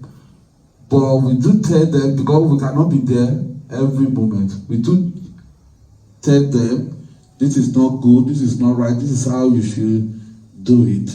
Even though government provide several locations for us to be dumping, people don't really see it as an important thing for them. So the economy, dirty environment, driving away tourism and investment. Yes. In recent time, the present President of Federal Republic of Nigeria said something that we should be able to provide a habitable, let me use the word from my other partner, a habitable environment for our tourism to thrive. That is, clean environment, infrastructures, greener environment. That is how our environment could thrive. You cannot expect the Western people coming to Africa or coming to Nigeria as a case study, or Ghana as a case study, to see the dirty environment. Apart from this, it's not good at sightseeing, it's not good, it's hazardous to one's health. So all this, we let people know about them, we create awareness about those things, and we have our youth department at some of the secondary schools to undo that.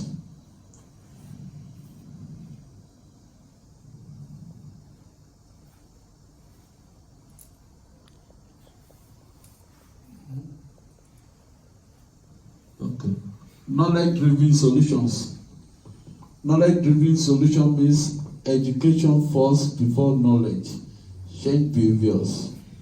We need community training in schools, churches, markets, and social groups. Campaigns and workshops to teach, reduce, reuse, recycle. Well, this is also the same, the last page I've spoken about, and we are trying to do this, reach out the schools, which we've been doing. But honestly, we have not reached to any church. But the school, the market, and the social group, we have been trying to do this for a very long time. You can see the picture here that tells a little about what we've done so far.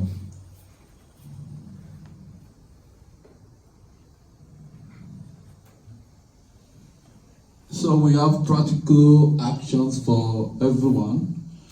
Reduce useless plastic. Reuse, give plastic items a second life. Recycle, separate your waste, and support recycling businesses. Yes, reduce use less plastic, and reuse is almost the same. I remember whenever I go to a shopping or supermarket in overseas, I do go through this first one, but there was a time I asked, they will ask you, have you brought any bag from, they increase, for us to be bringing bag for reused. I think the new one you would like to buy, maybe from 2 cents to €1 or $1, to encourage you to be bringing the one you are using before, until it gets back to the business sector again. And I think we can do that here. And this separate your waste and all that. We don't really have those refuge collectors in Nigeria. In overseas, we had maybe on Tuesday, a group of people or a group of organizations or environmental business or platform might come from just nylon on Tuesday. Another, let's say Thursday, some of them might come from plastic. So that is how they do that. And if you mix them together, you go to a place like Canada and UK, you are going to be fined for that. And you whenever you go at their mall, city center, you see them just placing it exactly like this. This is for this, this is for this, this is for. So that idea need to be inculcated in our society, in Africa, both in Ghana, everywhere in Africa. Yes. So in conclusion, ladies and gentlemen, plastic pollution, it is just an environmental issue. It is not just an environmental issue, pardon me. It is a generational responsibility. The decision we make today will shape the world our children inherit tomorrow. If we can empower the next generation with digital tools and equipped communities with knowledge, then the problem becomes the solution and the waste becomes wet.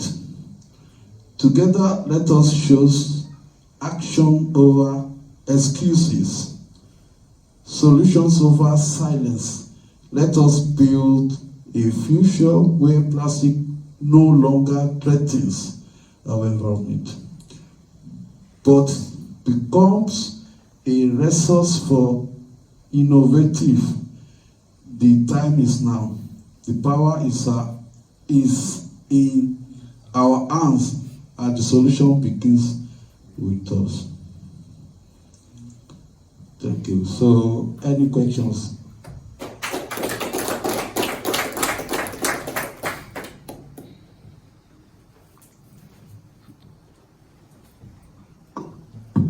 Yeah, actually, mine is not a question, but it's just just a reminder to what Prince and George said.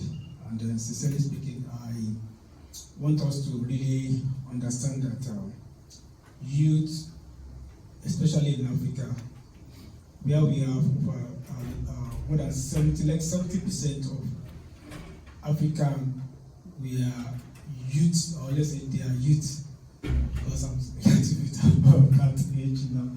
So 70% of African population, they are youth, according to United Nations. So just to buttress on what the Prince said, that we cannot do without carrying this particular segment of our population along when we really want to fight out plastic use of plastic, single plastic use.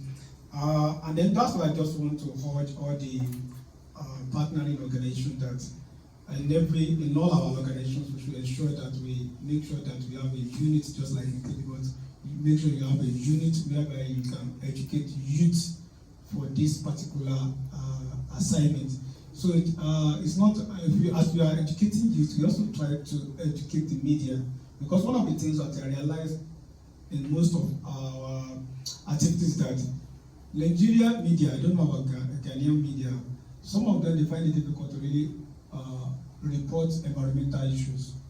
They can report political issues effectively, but when it comes to environmental issues, maybe because of the terminologies, environmental terms, they find it difficult.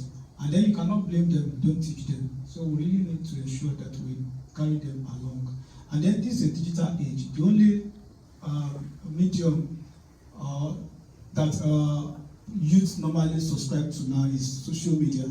And then it's just like, although social media, it has its own disadvantage, but we can use it to our advantages. You understand? So that's why if we really want like use of coding, using of AI, which is kind of contemporary stuff now, if we make sure we tune, their brains still very young and fresh.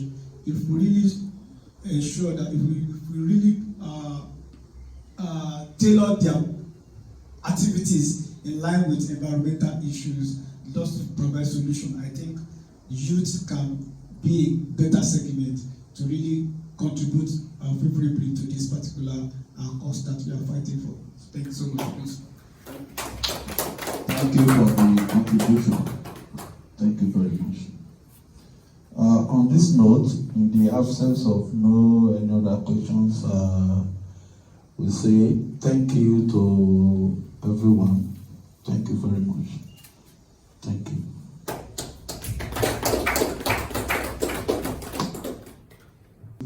A lot of activities as regard to our collaborative discussions.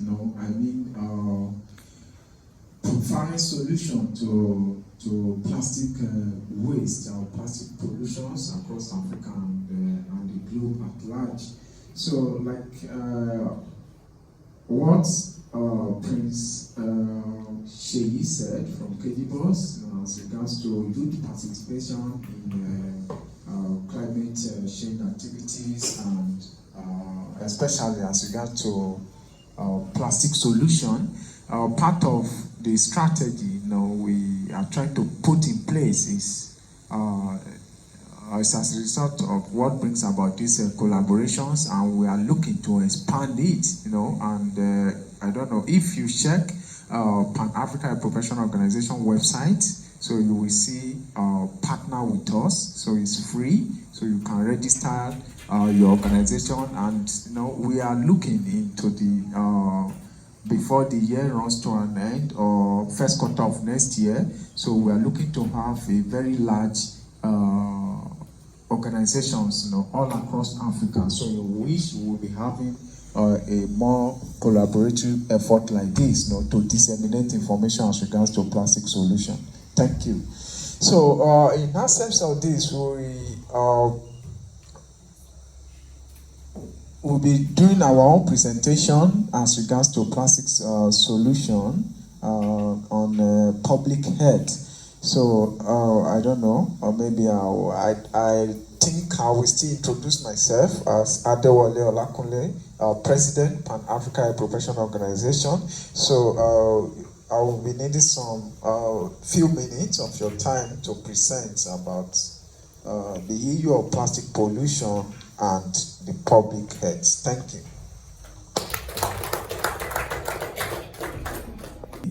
You are all welcome. I believe we are having a friendly weather today in Accra, Ghana, and I believe you are all enjoying your stay.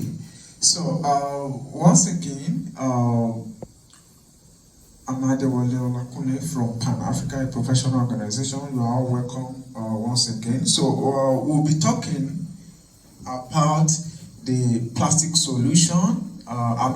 About this collaboration, which is the Plastic Solution, an international collaborative forum. And we'll be mainly discussing about public health and human-centric plastic solution. That is, we're trying to discuss the issue of plastic pollutions, the effect on our environment, the effect on the public health system, across Africa, and the way forward. And we're trying to see solutions that we can provide to it, using the expertise and the knowledge we're having nowadays as regards to the issue of plastic pollutions across all our ways.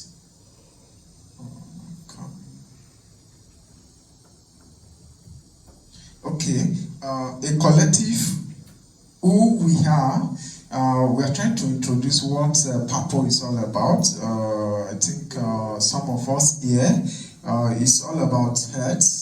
Most of our activities is all about health. Well, we are a very relatively new organization, but not quite new. But what brings about Pan-Africa is actually COVID-19. So that is what brought about the idea of having Pan-Africa a professional organization. So we are a collective of health professionals across Africa and the globe of Africa origin. So in as much you are an African origin, you belong to us. So irrespective of your profession, you're a doctor, you're a nurse, irrespective, in as much as you work as a health practitioner. So we are united by a common mission to improve community health and well-being,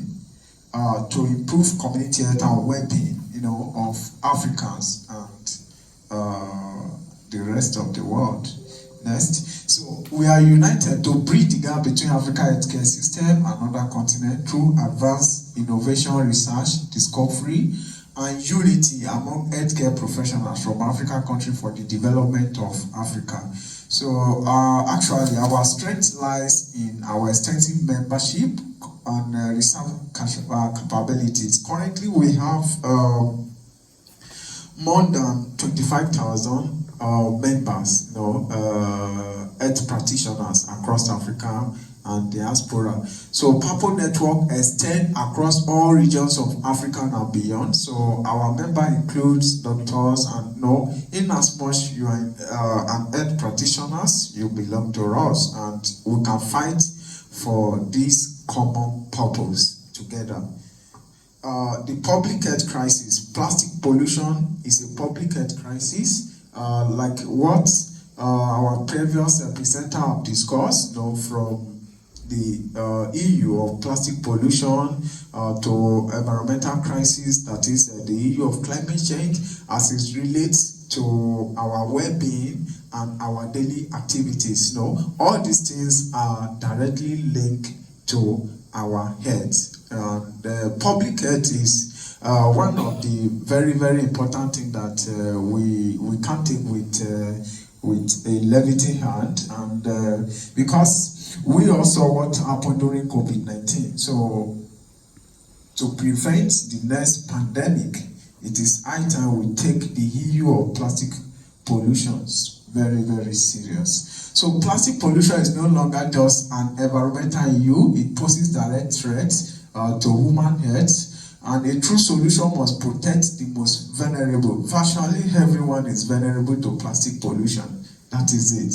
Virtually everyone. Even in advanced countries, they talk of microplastics, in food, in our water system, and all the rest. So virtually everyone is vulnerable to it. So that is it. So respiratory issues linked to open burning of plastic waste microplastic found in our food and water system, and chemical exposure as well. So health risk from lynching plastic and chemical addictive.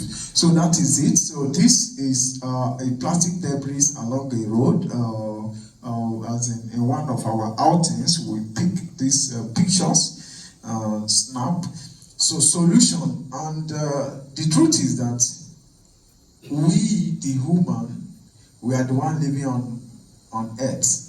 We are the one that brings about these plastic pollutions. We are the one contributing to it, not even contributing. We are the one causing plastic pollution. So at the same time, we are the one to bring solutions, to this problem. So that is why we title it a human-centric approach. So prioritizing human health in all plastic solution strategy. One of what we advocate for, especially, we've attended INC4 in Canada. We attended INC5 in South Korea, in which Pan-African Progression Organization presented and we give a speech, I think it's been documented by UNEP, if you check their website. So in which we talk about the health effect of plastic pollution and how we can solve this issue. So, and those are the way we try to see how we can, prioritizing public health. During the last item in Canada, we advocate to the UNEP so that in the treaty they are planning to sign, they should put health, they should put health into consideration, especially public health.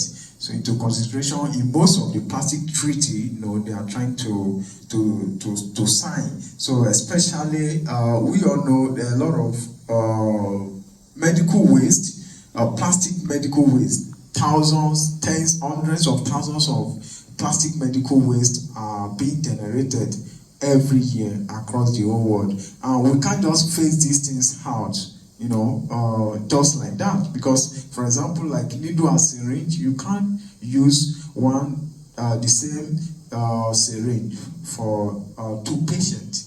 You understand? So because of communicable diseases and all the rest. So how are we going to go about this? And you can't just, after you use it, you have to go and sterilize. It's not visible. So that is it. So we need to bring up innovative ways, on how to manage medical waste, plastic medical waste. So advocacy for policies that protect vulnerable populations, providing a safe working environment for all stakeholders. So, for example, advocacy calling for a ban on microbeads in cosmetic product infrastructure, promoting safe waste to energy initiative to eliminate toxic fumes, health and safety, providing safety equipment and training for informal waste workers. For example, we went to the recyclable center we went to in the Kaswa today.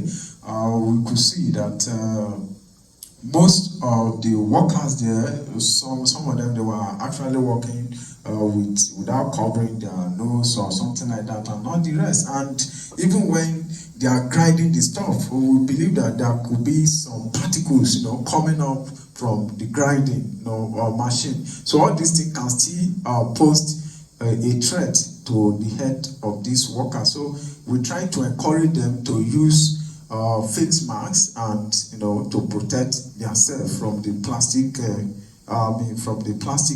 waste. So the power of awareness, and we can't. The main thing about plastic solution, as in if we want to provide a plastic solution, to me, the first thing we need to know is that you can't just go to a common man on the road and say, let's talk about plastic pollutions, plastic solutions. You just be looking at you. What are you talking about? How is plastic affecting me? So that is it. So people need to be aware the danger of indiscriminate dumping of plastic waste along the gutters, along the road, on the rivers, the sea, and all the rest. So, and burning of plastics.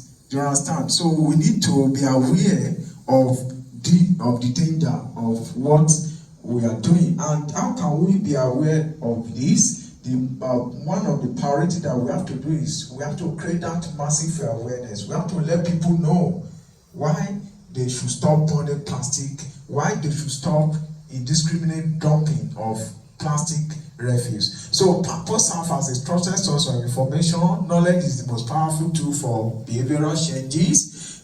Informed communities are empowered to become part of solution. Trusted voices, health workers are respected in their community. Network reach, purpose extensive membership enable information to be shared. How are we promoting solutions, human-centric solution to plastic pollution? One of our primary way of doing that is this: forming collaboration with sisters, CSOs all across Africa, having a discussion forum on how to, provide solution to plastic pollution, and at the same time using our network of thousands of membership across, we are also disseminating and also having webinar on how we can come up with innovative ways, in managing medical plastic waste and reducing medical plastic waste across Africa as well. So, next slide. So, solutions: spreading knowledge and empowering communities, translate scientific data into simple, actionable guidance, utilize technology to reach wide audience. For example, we use Telegram most time for our webinar. Mobile campaigns, launching public health campaigns via mobile phone using infographic, plastic resin code, community guides, advocacy tools, PAPO, and this awareness on World Environmental Day. This is one of our outings with Habitable Earth International Organization on World Environmental Day. This is last year, World Environmental Day. So in which we went to oceans, in partnership with them. We went to an ocean to pick up a lot of plastic waste, along the line of oceans and do cleaning up and all the rest. So to create awareness. So this is part of the way to create awareness. Imagine you see a lot of people dressing completely and all the rest, and they were picking plastics along the line. So it says, it gives a sense of awareness to people that, so that is it. So this is part of our strategy of reducing plastic waste, and creating awareness along the line to everyone across Africa. So conclusion: a united front for a healthier future. We advocate educators, researchers, and communicators. As in, we are advocates, educators, researchers, and communicators. We are committed to building a world where people are equipped to drive a change to end plastic pollution. So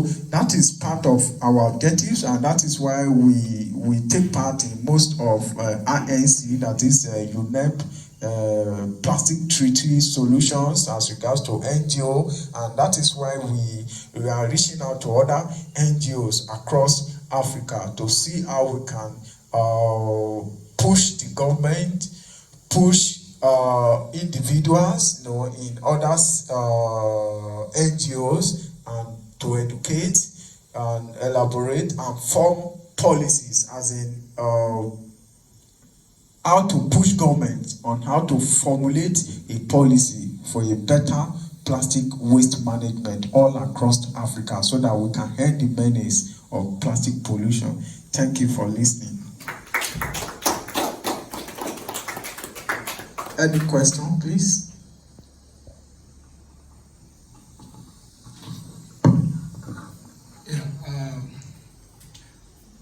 Thanks so much for that beautiful presentation. My concern is that of medical waste. I just want to know, maybe because one of the difficult area when it comes to waste management, that one has to do with medical waste. As an organization, what are you doing, or what is your maybe a kind of ways that you think medical waste could be managed properly? Yes, thank you so much for the questions. Yes, there are several ways. Let me say, from time immemorial that medical waste has been managed, based on the medical settings. When we talk of the third world country, second world country, and advanced countries, the way individual manage their medical waste were a bit different. Or for example, in advanced country, we have kind of centralized waste disposal mechanism. So unlike here, individual hospitals or laboratories, or research testings, you have to, find ways to discard. You have to find ways to incinerate your own medical waste. So, for example, we talk of incineration and all the rest, but at the same time, we have a research team in Pan-Africa, a professional organization, and part of what we are trying to do in the nearest future, and it's part of our research agenda. So by 2030, so part of what we are trying to do is we want to see more innovative ways in which we can reduce medical plastic waste, and more innovative ways in which reducing plastic waste, like I said, a more innovative way on how to manage medical plastic waste, all across Africa using our own technology. So that is it. So that is what we are looking at. Thank you.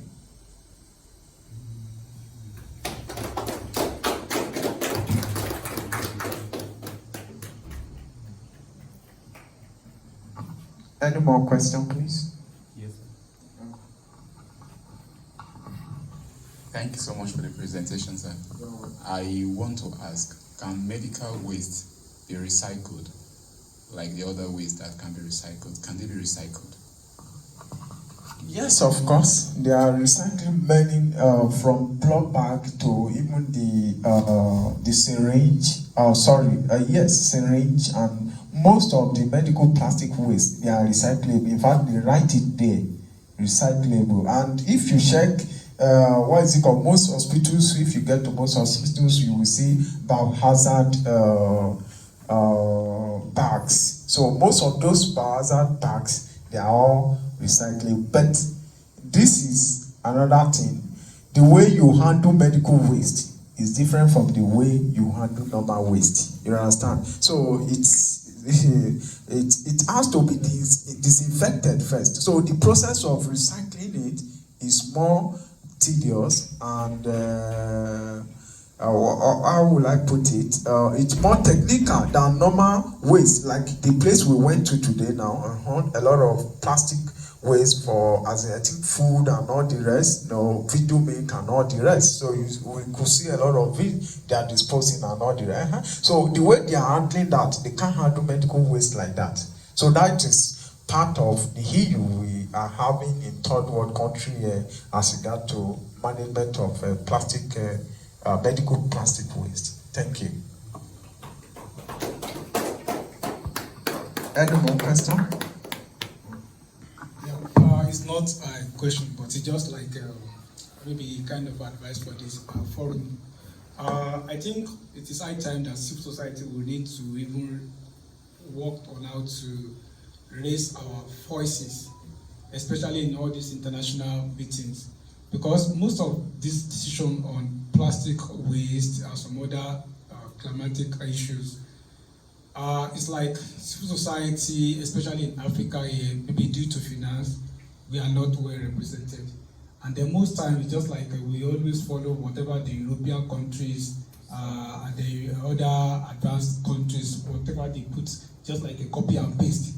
With some of them, they are not working in our environment here. So, and then my advice for this forum is that maybe we have to work on ways, at least prepare the minds of most of our participants for any of these international gatherings, so that this kind of forum, we can have maybe a document or maybe a paper policy that we can produce during all these international meetings. Like what you said, that when you participated in Canada, event in Canada and South Korea, I think we have many CSOs that come up with a kind of policy paper, it will go viral more than maybe a silo policy paper that will even move beyond the table at the conference. So, but I salute your courage for that presentation. Yes. Thank you so much, sir, Prince Sheyi, for the encouragement. Yes, like what you said, so this is just the beginning. So we look forward to a brighter future, and we look forward to a more positive collaboration to bring a positive change to Africa and a good development, to Africa, and for a better generation of Africa, so that we can have a continent that we can be proud of. Thank you so much. So on behalf of Pan-African Professional Organization, once again, you are all welcome, and we really appreciate all the speakers and our dear colleagues from Nigeria. You are all welcome, and we really appreciate you, and we believe that with this we have something to start from, and we believe that most of us, we are connected and linked to several other CSOs, and we believe that you are going to share most of the positive discussions we have today here, and we believe that you won't give up, and you continue to push your government as well to pass relevant policies that we can use, formulate on to bring about end to this plastic pollution across Africa. Thank you so much. Thank you. Thank you. Thank you. And as you go back, we wish you, as you go back, I don't know if some of you still be going back to Dubai, we believe it's a bit late, except, okay, some is catching flight, so if you are taking a bus. So we wish you a very safe journey back to Nigeria, and I'll be joining you soon as well. Thank you.